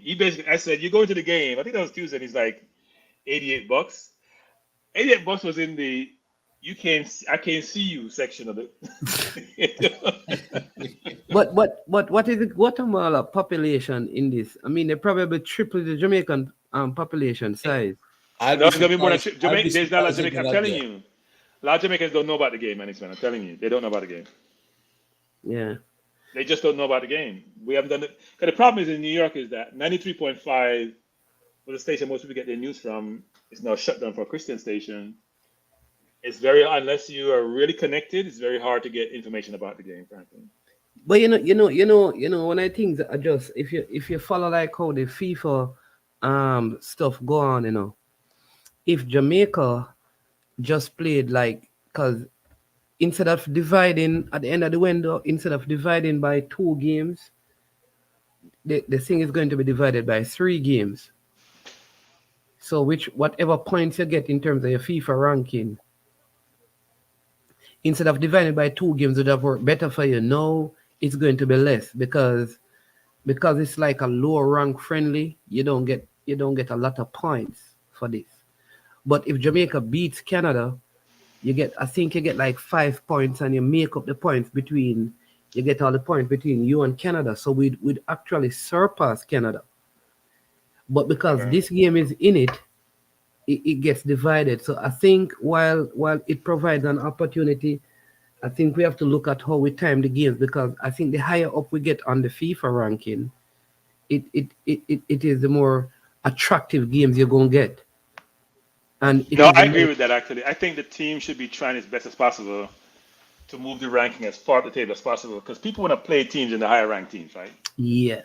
And then more players, because remember now, if I'm a player now, I have a choice between say Jamaica and England.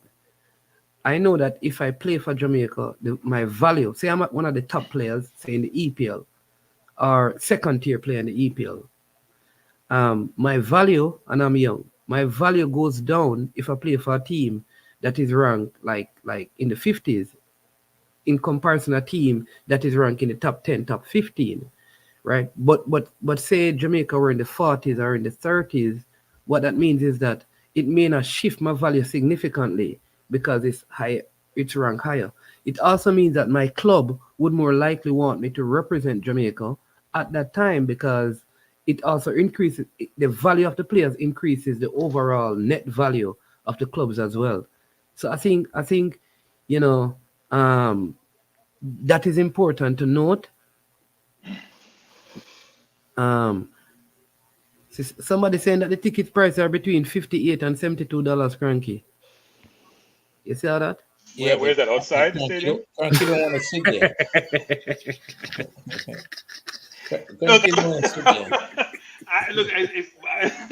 the games I looked at, because I didn't go through every single section, right? I went through the I looked mainly in the middle, but as high as possible, and then worked my way down. And the lowest price ticket I saw was 80 something bucks, and the highest one I'd seen, probably higher than that, because it wasn't at fee level, was 200 and something bucks, between 180 and 200. I'd say. And as time progresses, the ticket is getting more expensive. So I got to figure out whether I'm going or not. I need to make a decision. I was trying to find somebody to drive me to the game, but that's not worked out. And a friend of mine just texted me something here about the games. I think He texted to a group, so I'm asking if anybody's going to the game. Because if they're going, I'll go with them. if you don't go to the game, you're adding yourself to a list of YouTubers. No pressure. No pressure. Yeah, an infamous list of people that. You know what my friend said to me? He said, "We're gonna go to the game to go sit amongst a bunch of Guatemalans." That was the concern. He was like, "You know what? We don't have a section. We're gonna be there sorted by Guatemalans." And That's he all was right. concerned about that. You get to meet a couple of Guatemalans. No, the last time I went to a game at Red Bull Stadium, let's say we had an interesting situation with some, was it Hondurans? Yeah. Try to imagine 8 or 9 Jamaicans taking on about 50 Hondurans and feeling confident. But I must say it was interesting engagement actually. They were not being pleasant, and we weren't having it. So hopefully it's a good festive atmosphere. Commandos, what It's time a is the friendly. game on Saturday? 7 o'clock. p.m. 7 And p.m. what should we expect? Listen, I think here's the thing. Sometimes I think these games sometimes have a way of providing a lot more excitement, because there's not a lot banking on the game. It is more like, as a player, how can I impress the coach? Right? It can do two things. You can do too much, or you can do enough to impress him. All right. So my thoughts are, like, let's look at the names. What Richard King needs to do to get back into the let's say the 23, or probably the 27 that Hal Grimson works with, right? That's one. What does Speedy need to do?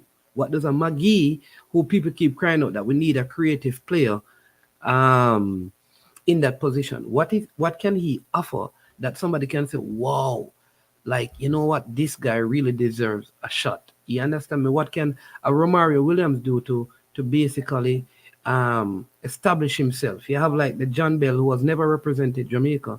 He's a new player from St. Louis. He comes in. What can he offer?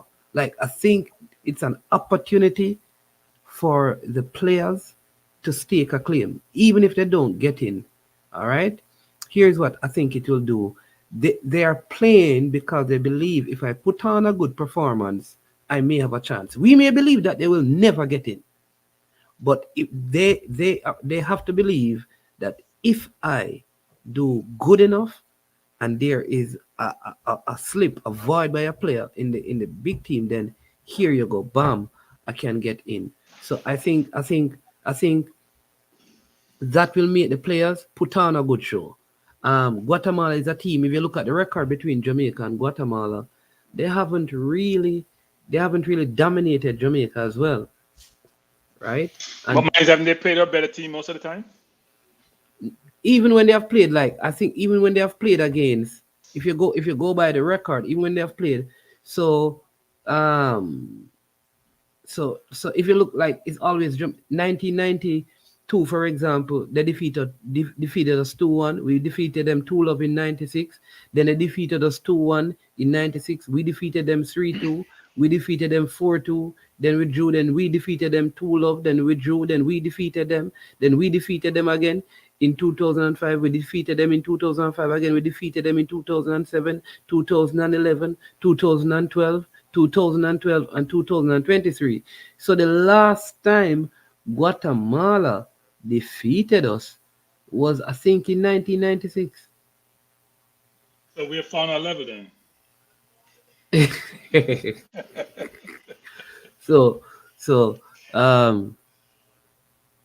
yeah, so I'm just thinking, like, it is an up. You understand me? Like, what does Yeah, but I'm just saying, I think most of those times though they're playing some of our better teams, right? Well, true. Meaning we don't have any overseas players that are in Europe in this team. Not talking about English-based players. I'm just talking about the But we Nicholsons of the defeated them. world. We have defeated them with MLS team. But I mean, you would say probably with the Andre Blakes and the Lows And the Lows of the world, yeah. Burke and those Right? guys. Those are not playing. Yeah. Yeah. But they it should be interesting still. Yeah, and remember that like a lot of these Guatemalans also play in the USL and in the local league. That they so it's like it is similar. Yep. Similar levels. You know, no pressure on these players. No pressure on these players. The Jamaican players who are playing them. No pressure, given that we've always beaten them. Yeah. And for Kyle Duncan, I mean, had a very unfortunate situation. So I think that's why he's not here. Who's Kyle Duncan? He's a young player at New York Red Bulls. Okay. Yeah. So what position does he play? We're looking for midfielders. Yeah, no, he's a wing. Yeah, he's a wing back. He plays right back. Yeah, we play right back and left back. We have too much right back and left back. Yeah. Well, no right backs. We have a lot of right backs, but are they quality right backs? We have very good left backs. We need CDMs and we need CDMs and we need attacking midfielders. Right? We don't have a Ravel or the old Ravel, because the new Ravel seems to have gone off the rails, but we need people with those skill sets, or we need somebody with really good CDM skill set who can protect the back four and progress the ball. There are two CDMs. There are actually two CDMs, like Speedy and Howell. Howell plays for Mount Pleasant. He was a captain for Waterhouse. He has also played in the USL back in Jamaica. And Speedy that we know. I don't view Speedy as a CDM though. I view Speedy as a player like, I view Speedy like? There are some players who have no position. Havertz, Speedy, Smith Rowe. You see me putting Speedy in the same sentence with Havertz and Smith Rowe. Listen, I don't because Speedy's a nice player, but what does Speedy do really, really well Does he defend the back four really well? Does he progress the ball really well? Can he split the defense? He's a very tidy, nice player who do a good job for the team. But it's not going to be a differentiator per se. I like Speedy, frankly. I watch him play He's up a El close. Nene. He's a El Nene. I think he'll need to do a better job of protecting the back four than Speedy. But he's a El Nene. Yes, he's a El Nene. Yes, probably a better example. Declan, I'll allow Kronke to answer your question. What is Declan's question? He has been doing his own research. Oh, about Dejon Richards. So I saw a flyer that he has more important things to do. He has a birthday party on Friday, where he's charging $10 for regular seat and VIP for $20. And this is cheaper than the Guatemala prices for the game coming up. So he has a birthday party coming up Friday. So I assume the party was very important. It was planned before this game, and he can't take a back seat. I saw something in the paper, I think, where handler is saying that they're focused on his contract is coming. It's going to be 18, so he can have that official contract, and they're focused on going to Chelsea. But I get the sense that his national call-up conflicts with his party that he's having, his birthday party, and therefore he's going to be it's his party, so he can't afford not to be there. So he has priorities straight.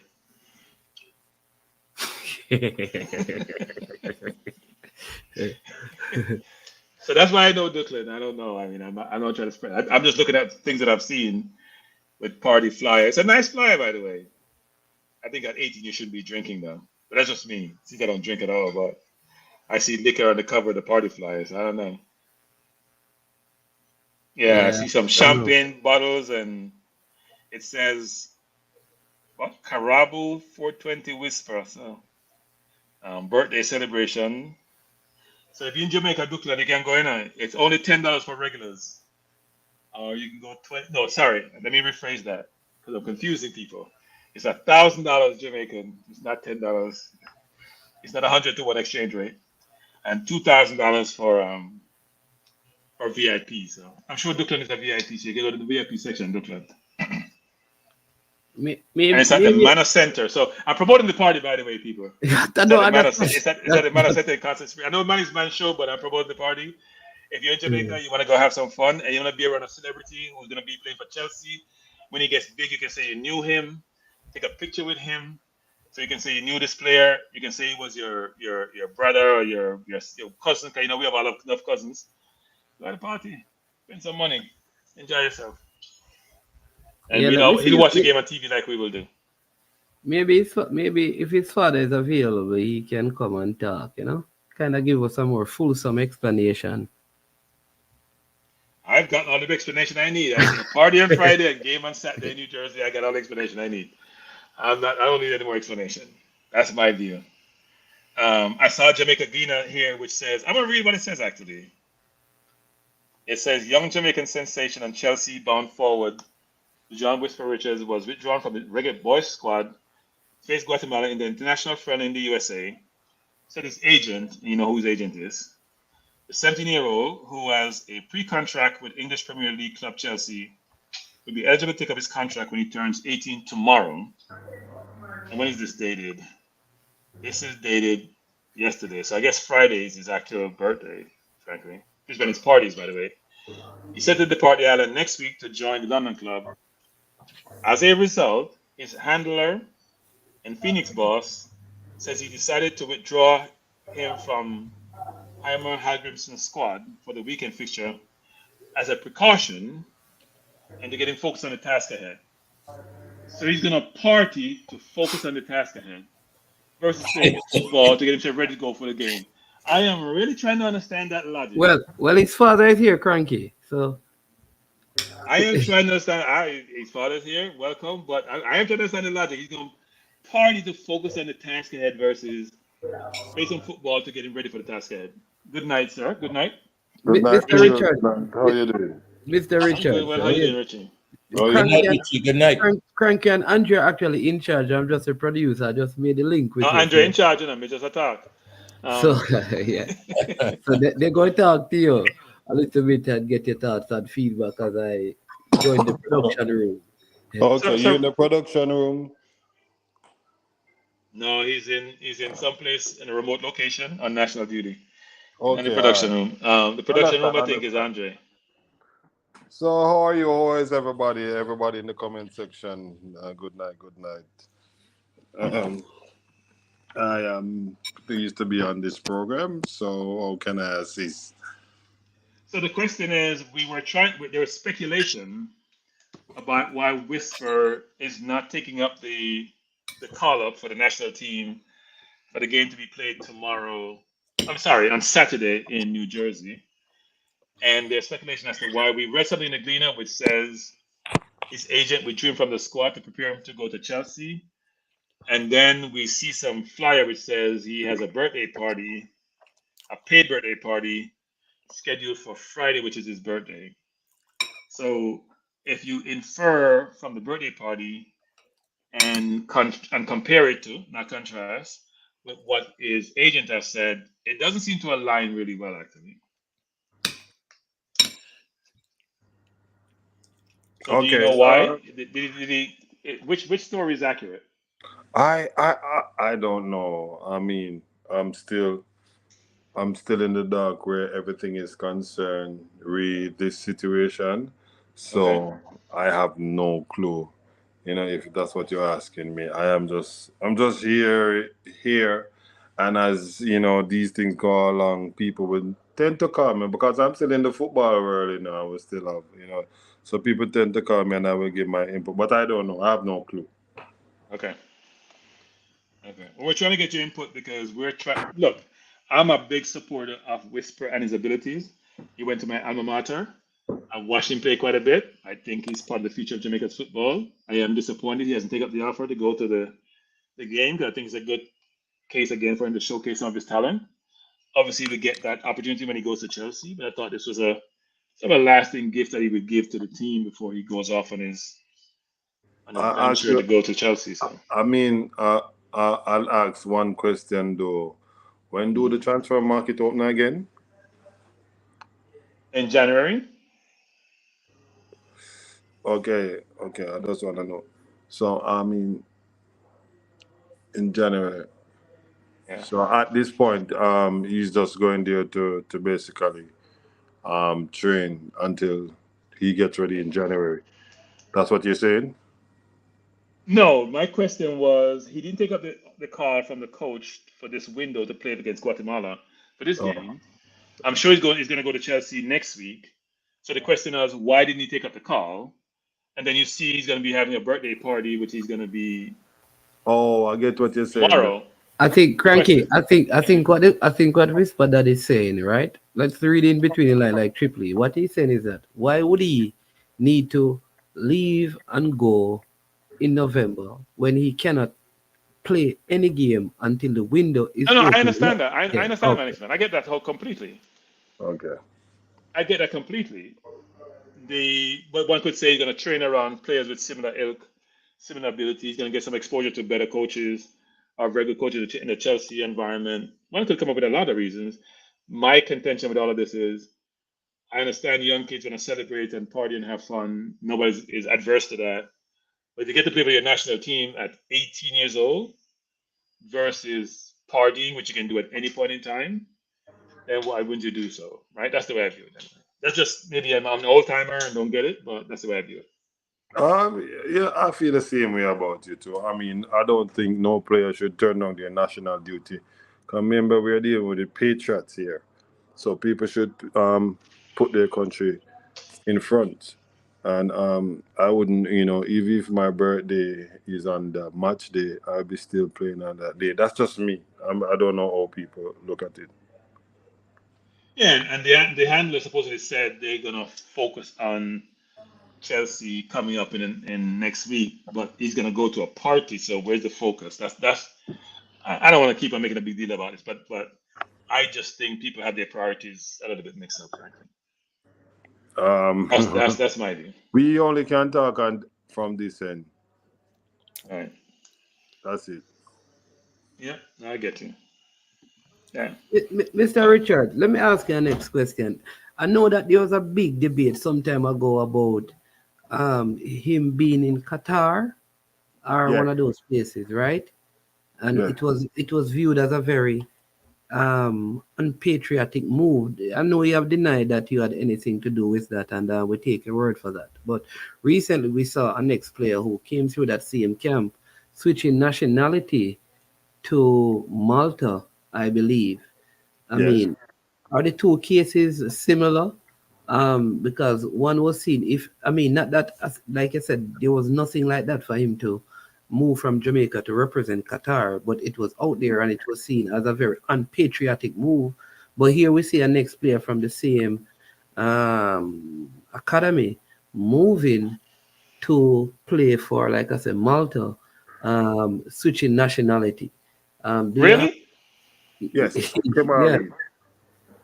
Come on, read. And you're gonna see a lot more people from Jamaica playing for Malta, because there are a lot more boys there, and I think it's So Malta just hypocrisy. give us citizenship like it's No, sliced he's bread? been he's been living there for over 10 years. He was Okay, one of the okay. first set of boys that they started out with, and Right, he stayed there, and he made himself a family, and right. Okay.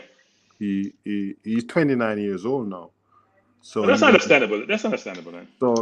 and he has never been called for the Jamaica team yet. I Yeah, mean, yeah, yeah, yeah. That's I understandable. mean, you can understand that's his family, that's where his Yep. kids were born. So you'd have to give him a plus for he's playing against England. Who could tell who would see him? That was a plus for his career. He has to go there and show what he's worth going forward.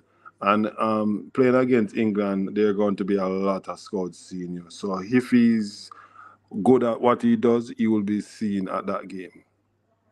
No, look, I think we can't be hypocrites and say we want people born outside Jamaica who can't play for Jamaica to play for Jamaica, and then are averse to someone who's born in Jamaica, living in a place for a good period of time, and be averse to them converting their citizenship to that country. I don't think that. I think it'd be very hypocritical to say that.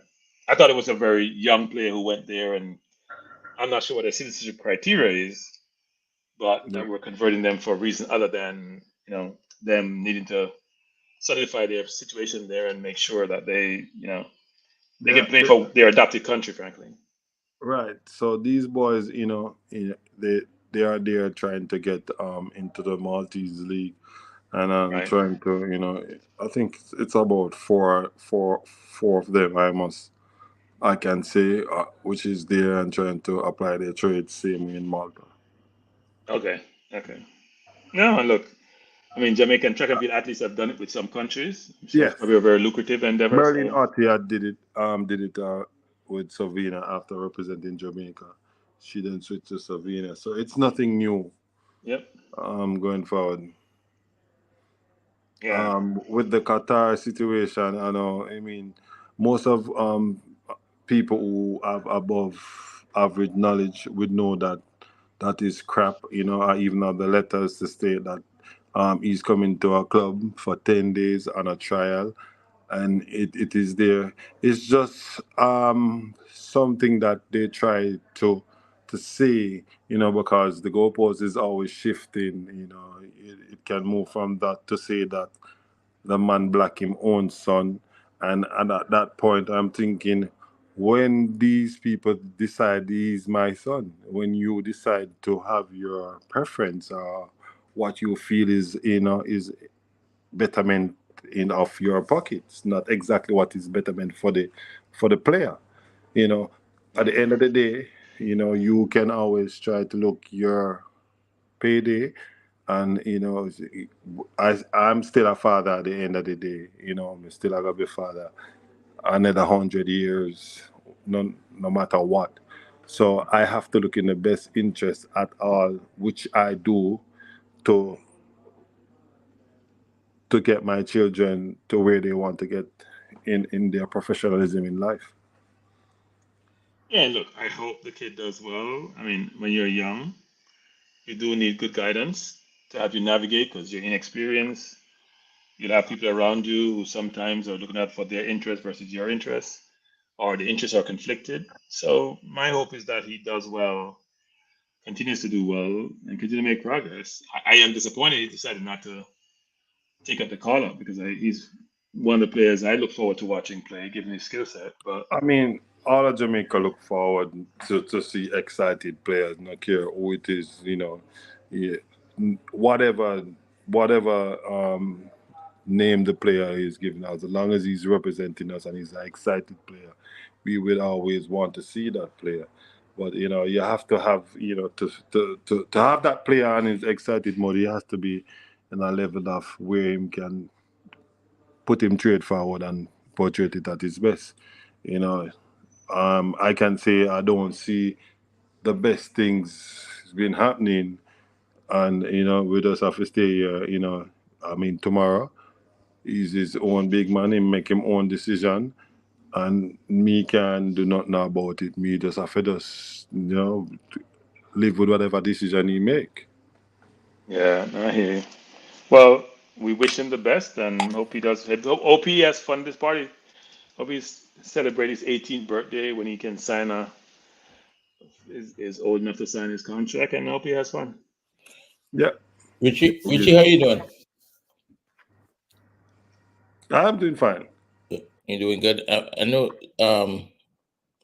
this is not this is one of those situations. I have two kids that play too, and I've taken the position that anybody that attempts to um, get in between us, I will end the relationship. And I guess it has a lot to do with the relationship that or where my sons are in their head, at least. But how do you cope with all that has been said over the past how many months or years about that situation?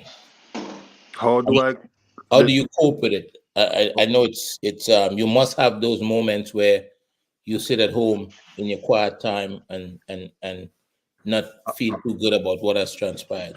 Of course, you don't. I mean, having people slander your name, to try to benefit their own preference is not something good, And it took me to to look within the Bible. The Bible is what helped me most, and when I start reading the Psalms, I start realizing these things happened over and over before. So I didn't start feeling no way about it. And I can tell you my backbone to all of this is my other children. They show me love, they show me appreciation, and they just the beginning of this week, my youngest daughter wrote me a letter and said, "Your dad, you're my favorite person in the whole wide world," and that has kept me strong. That has made me a better person, and I've said it before. I forgive them because they know not what they have done, and I've been living before this.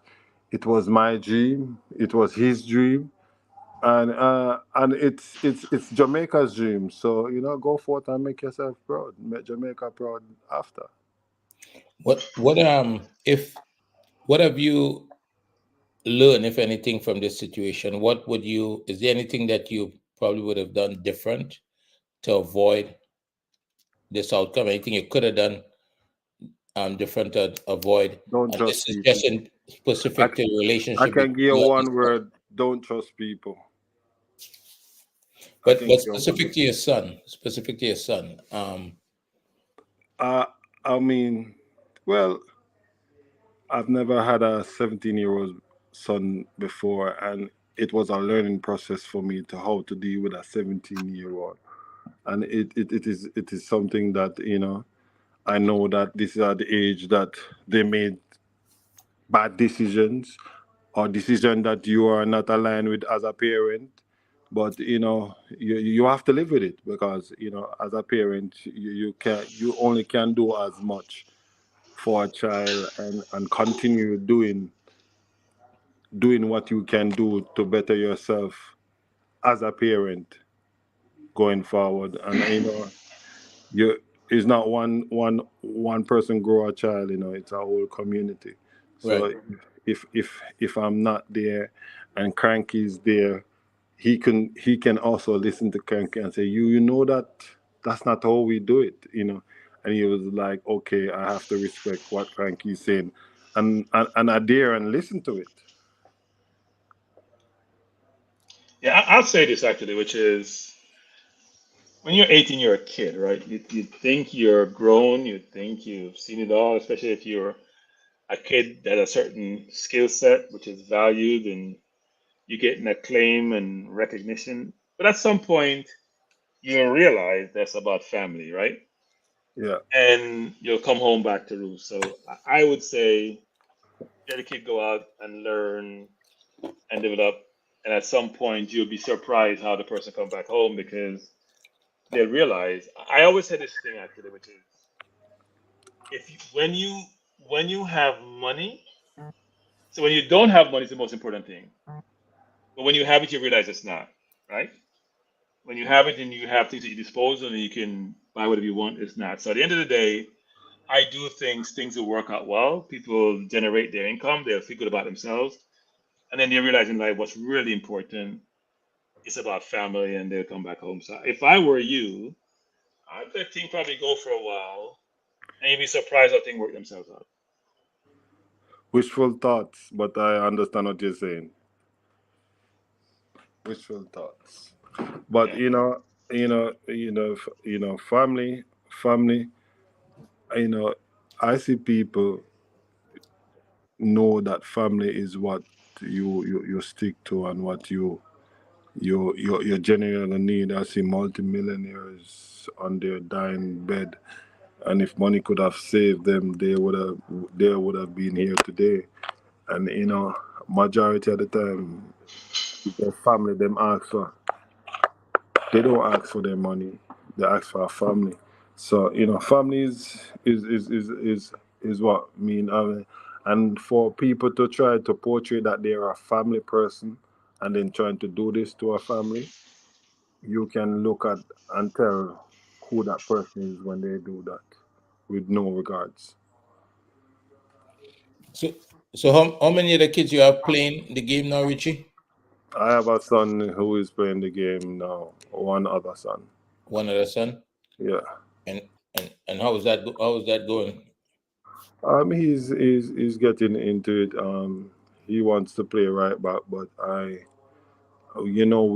we as parents know our children, and I Yeah. say he's better at goalkeeping because when his brother was there, they had to put somebody in the goal. But as little as he was trying to stop those shots. Was trying are stopping those shots. So I see him as a goalkeeper. Um, Hmm.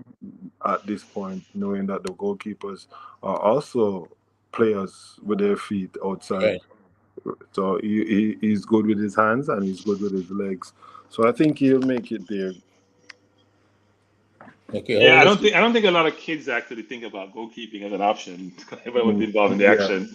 But if yeah, you think about it, there's less competition in goalkeeping, isn't there? So if you can yeah. play with your feet nowadays, you probably should learn to play on the field and then transition to goal. It's not a bad transition. Right, right. So I look knowing that he's gonna be big and tall, so he would be good at that position. Yeah. Very good at Yeah. it. So, but it's football, and what has happened? I want it to stop at this point that no you have to set up systems and things that this don't happen to no other kids, and for people to understand that, and this is the reason why you know certain person try to adopt Dujan Richards, like what he did with the player before, because if you're the father of the player, you are the manager and speak, and you can speak as the agent automatically.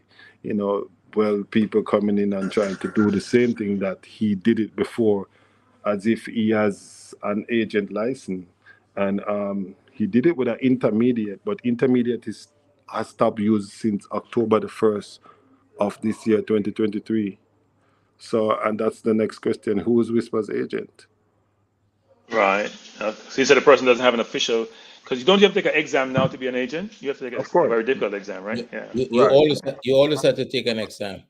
You're right. You No, always. I think there's a new exam, isn't there? Yeah, There's No, yeah. a there's a for a new sanction exam. exam. He's Yeah, right. it's a little bit There's a new stricter now, exam. but you always have to take Yeah. an exam. Because I heard somebody said one of the agent couldn't pass it, so his wife took the exam for him. Someone became a There's a delegate. there's a process. There's a process where if you don't pass the exam, you could become a consultant to an agency. But any deal that you do, you need to have an agent present. Right. So But the person had his wife take the exam, so she now become the agent, and probably which he's a is an consultant to that person. intermediate, and I'm saying to you Yeah. that they don't use intermediate anymore. Is that No, you're right? no, no, no, no, no, no, no. This is my understanding, Richie. What they won't they were for a while they wasn't calling it agents again, they were calling it intermediary. Right. But what they have now put in place is they have the new exam, and you have to be you have to there were guys running around doing work without license. And I think Right. what they have put in place now is a situation where in order for you to do a deal, you have to be a consultant with the agency, right? And at any negotiation, you must have a licensed agent with you, so you can't work even as a consultant, even with a contract as a consultant with the agency. You can't negotiate on your own. That's my understanding of it. Oh, Okay. okay. Yeah, there've been a lot of dialogue around agents, and part of the concern I think for FIFA was all these players like from Africa be taken to Europe and then they don't succeed, so they're just on their own, and some bad situation have occurred. So Because they're trying to there's been change a all lot of of that. changes. There's been a lot of changes recently, as Richie mentioned, as of October the 1st. A lot of new what to call them, laws, I guess, went into place. Some of them is being contested, as far as I Right. understand. But even with compensation and all that stuff, you know. Well, So the view for some is that the player should play the agent, not the club, right? Because in some instances, on transfers, for example, the club is the one with the focal agent fee. I, And as you know, in the US, the players play the agent, not the club. So, that's the way FIFA wanted, but yeah. I don't think the agents want it that way, Well, and of course not. I don't think it should be that way. No, I think it should be that way. Agent don't work for the Why? club. Why you Agent think don't work that? for the club. The agent work for you. You pay the agent. They work for you. Yeah, Why the would a club is club paying pay an the agent agent who on doesn't your work for the behalf. club? Huh? The club is paying the agent on your behalf. They just added another No, no, step no, no, no, because no, no, no, no, no. Back up, back up, back up. uh, Andre, really? Andre. okay. So Let's look use Whisper. Let's use Whisper. Let's use Whisper. up. So Whisper has an agent, supposedly, quote unquote. Uh-huh. Why would Chelsea pay that agent when the agent worked for Whisper? Okay, but Agent don't work for Chelsea? right, that's a fair argument. I have no problem with that argument. But Chelsea could give the club could give the player the money to pay the agent. Same outcome. Why? Why? But They're not in same charity outcome, though. business. Same outcome. No, no, no, no, no, no, no, no. Here's the problem. So here's Mhm. what happened. That's why people are concerned about this. In these transfer deals, the big deals, agents Uh-huh. sometimes can get 5, 10, 15 million pounds, you know. Yeah. Mm-hmm. Yes. Why? Why should they get 15 million pounds for doing what? I think All right. So, part of the so reason. let me put a two sentences. So how they do most of the deals more time, because excuse me, the sell on second sales sometimes go into that. There are loans that these consultant takes out on the player before the player even kick a ball. Right. That loan has to repay as well before that. All of that adds up into it. Right, Richie? Richie, but here's the problem. It's no different from the United States, where players go to college, agents sponsors them, give their family jobs and loans. When the player makes it, the club doesn't pay the player, doesn't pay the agent. The player employs the agent. All this is done on behalf of the player. So why would the club pay the agent? That doesn't make any. That's not logical. Whoever employs you or contracts you should be able who compensates you. Now it's up to the agent to go out and get deals for the player, like sponsorship deals, the best contract with the club, the best situation with the club. That's the agent job. And they should get a percentage of that if that's the contractual situation between him and the agent. But a club shouldn't pay an agent because the club doesn't employ the agent. Now, if the club want to use the agent as a finder, giving a finder's fee to go source player, but to pay the agent, I don't understand the logic. And there's a big discussion in the UK, by the way, in Europe about this actually, because I people are think saying, why is the American model employed in Europe, which makes common sense actually, right? Why would a club pay someone who doesn't work for them? I Doesn't make understand any what I'm sense. saying. Your argument is logical, but what I'm saying Right. is, if you saying that if I'm the club, you're the player, and Richie represents you. You're saying that I shouldn't pay Richie. You should pay Richie, right? Yeah, I mean, That's all well and good, but I can negotiate a deal and put an extra 5% in what I negotiate for you, so that you could pay Richie. It's the same outcome. no, no, So, no, no, no, no, no. We're confusing something okay, here. all right. Yeah, go ahead. Go Let ahead. me just ask this question. So, you read out a newspaper article saying that why what the player is doing what? Concentrating on going to It therapy. says the so I'm gonna go back to it. Yeah. He says he's set to depart the island next week to join the club as a result of this. As a result, his handler and Phoenix And boss says he decided to withdraw him from the Hymar squad for the weekend fixture as a precaution and to so get him focused on the task ahead. so let's get this straight. So the handler would be that's the manager who's making that speech then. Yeah, they put his name, but I don't really use his name for Yeah, anything. right. So Right. that's a managerial position there. Well, yes, his manager or whoever that person is Okay, supposed to be. so and No, then it's by the way, it said his agent. It didn't say man, it said his agent. okay, that's what I'm saying to you. Yeah. So we don't know which one it is. Does an agent can be a manager? Well, they call him agent and they call him handler. They never Okay, said manager, but so an maybe agent. handler and manager are interchangeable. Let me ask the question again. Can a person be a agent and a manager? Depends on how what context one think about what manager entails, Okay, right? let me put it to another level. Can a person be coach, agent, manager? No, they're probably conflicting roles, so I'm not sure that would be Okay, allowable. but these are all. Can a person on this collect for grassroots when you didn't train the player grassroots plus youth development going forward? What I'm saying, all of this is one person taking off the same hat and putting it back on as a different person. Right. Right. And I don't know have all the particulars surrounding this, so I can't really speak to So it. is Yeah. is that something that it's just one hat going on under the same head? But today I'm not this person. Tomorrow I'm this person, and that doesn't work. It cannot. That doesn't work like that. So Yeah. that's I why think I asked you someone the in chat question. is saying that I'm wrong about something. I don't think we're arguing, Mr. United, about that. What we're arguing about is whether a club should pay an agent versus the employer of the agent, who is the player, paying the agent. Now, what she's talking about is in situation where a player may come through a system and the person seems to be functioning in various capacities, which is coach, developer, agent, manager, handler, all sort of different names.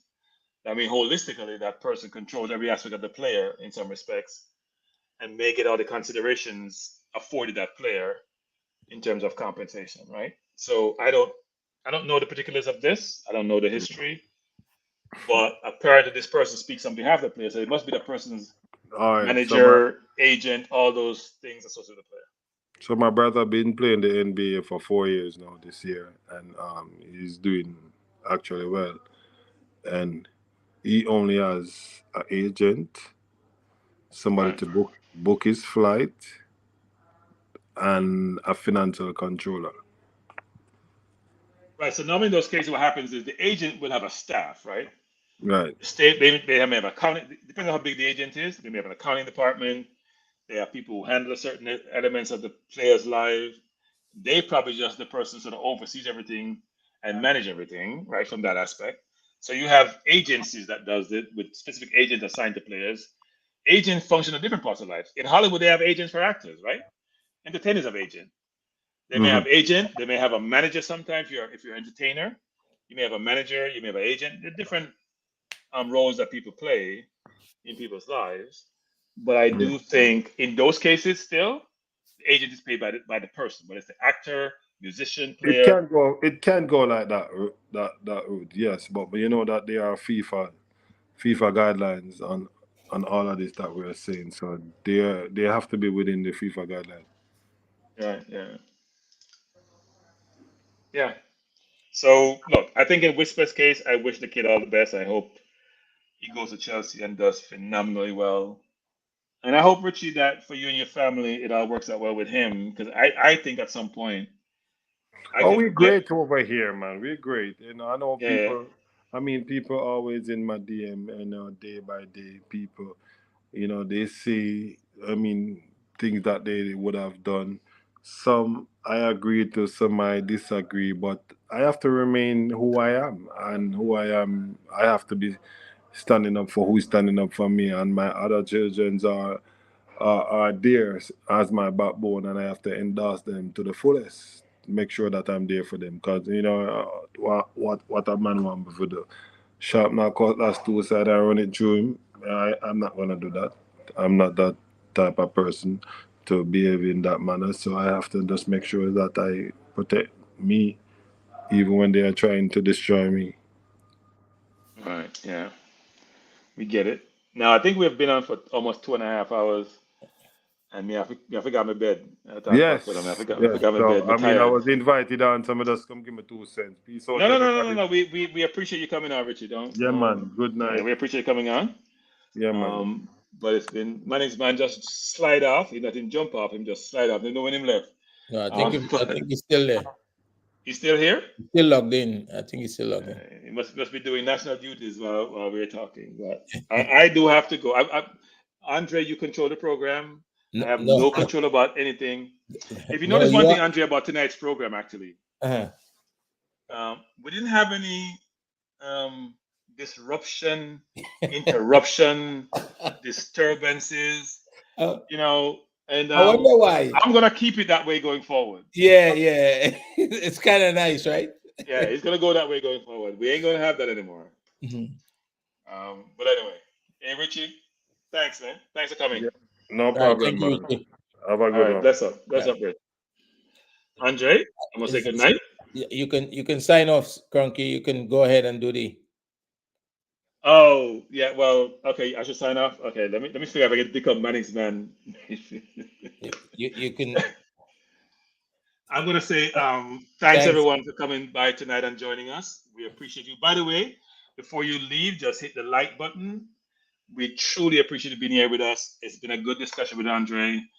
My hope is that I can get to the game on Saturday because if I don't, I'm gonna get beaten, and I may get beaten because I think you need to go to the game. I'm gonna try to go, but I may No, not be able no, to no, go. I'm no, trying to get no, no, someone to no, drive me to the no, no, game. no, no, No, no, I've been no, having no. some Hold on. trouble. No, Hold no, no. on. Listen, You're listen, gonna listen to be. me. Listen to me. You're gonna Listen to be me. placed in some. You're gonna be in some really not so good company. I know. I understand. Right. So you But I'm gotta go not to going the to the game. game. I'm surrounded by a bunch of Guatemalans. I'm not going. Not going. Not going. Unless I defend a Jamaican section, I'm gonna reach out to some people. If they're not going, I'm not going. Especially if somebody has to drive me because I've been having some trouble driving at night. I was coming from Atlanta on the belt and I couldn't see nothing. I had to pull off. I had somebody else drive. So if I can't get a ride, I'm not gonna go. And it's not an excuse, it's a fact actually. I gotta go see my ophthalmologist. It's not good. I'm showing my age. But anyway, um, if I can't find people going in a certain section, I'm not going to the game. Because I would go otherwise actually. My hope is that the team plays well. We have some play. I would love to see Maggie play. I didn't call it a name. I would love to see Maggie plays well because I do like him as a footballer. I do think he has some skill set. My hope is that McGee realized that he needs to spend some time in the gym. I need to play both ways, because unless he plays both ways, he won't be a constant in the national team. And people like Phillips and others, hopefully they play well also. So, looking forward to the game on Saturday. If I don't go to the game, I'll probably try to be at the program. I can use it as my excuse and broadcast the game. Jason Guna calling you out, man. Jason Gunnar. No, Jason Gunnar, you have no excuse. I know you made an excuse about your kid playing games when you're in Atlanta. It's far. It's an 8-hour drive away. No, 12-hour drive away.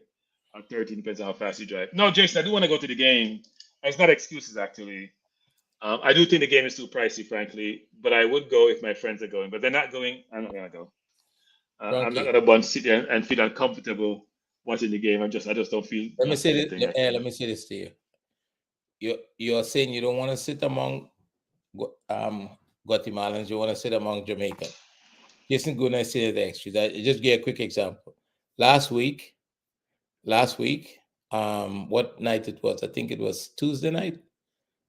I can't remember what night it was. I went to Ohio to watch my son play. Right? About 6 of us was in the middle of the entire Columbus Crew fan base. I'm gonna stop you right. Hold on. Stop you right there. No, that's an airfare. You keep going. I'm gonna stop you right there. That's an airfare, hotel, and rental car for 2 people. Right? So the cost, what is going to cost you to go to New Jersey to watch that game is minimal. The cost is not deterrent. I'm telling you this. But I have been in those environments before. It's not the most.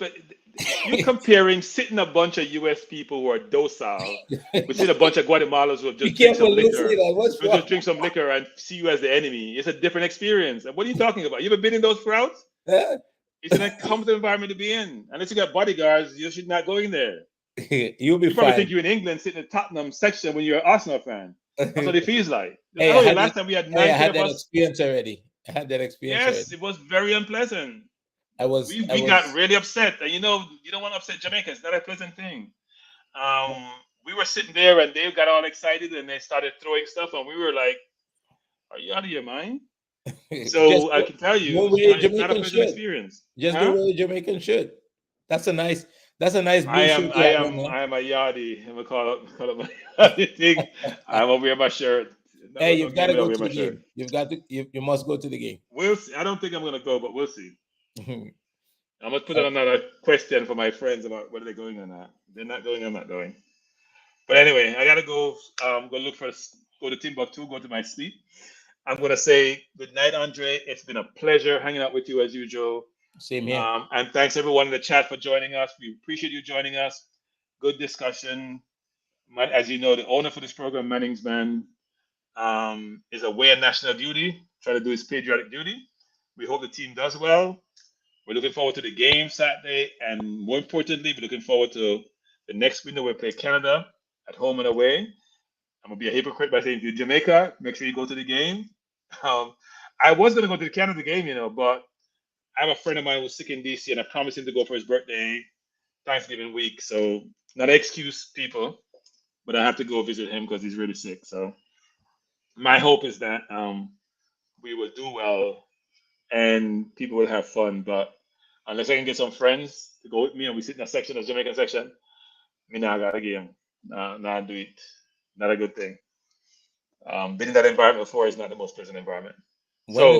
When is the Canada game? Because I hear you saying the next window. I think the Canada game is at 20-something, actually. 20-something. I have it here, actually. A friend of mine just sent it to me, actually. Take a look at it and see. It says the 17th of November. Yeah. No, the 21st is the game in Canada. It's Thanksgiving. It's Thanksgiving. When is the game in Jamaica? The 17th. Okay. So my friend's birthday is a Monday, which is the day before the game. So I'm going down to DC to visit him actually. Well, yeah. I hope you make it to the game on Saturday, and I'm gonna do some more checking around to see if everybody else is going, and we go in our own little section.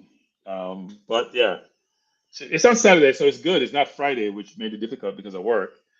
So my hope is that I can go. We'll see. I'll do You some reaching out. you should be able to get a seat on the bench. On the bench, I don't have those I don't have those relationship and contacts. So. I knew you'd run from that one. I don't have those contacts. I don't have those relationships. So I can't get in the seat any place except way away from the bench probably. But I'm not going to the nosebleed section. I don't do nosebleed section. I have to be in the middle of the park so I can see the entire game. I don't go behind the goals. I don't go in the corner. I got to be in the middle of the park. So we'll see what happens. All right, brother. All right, Andre. And as management says, thanks everyone. Glad you're with us. He'll be back next week. So we are over and we are out. Bless up. Bless up.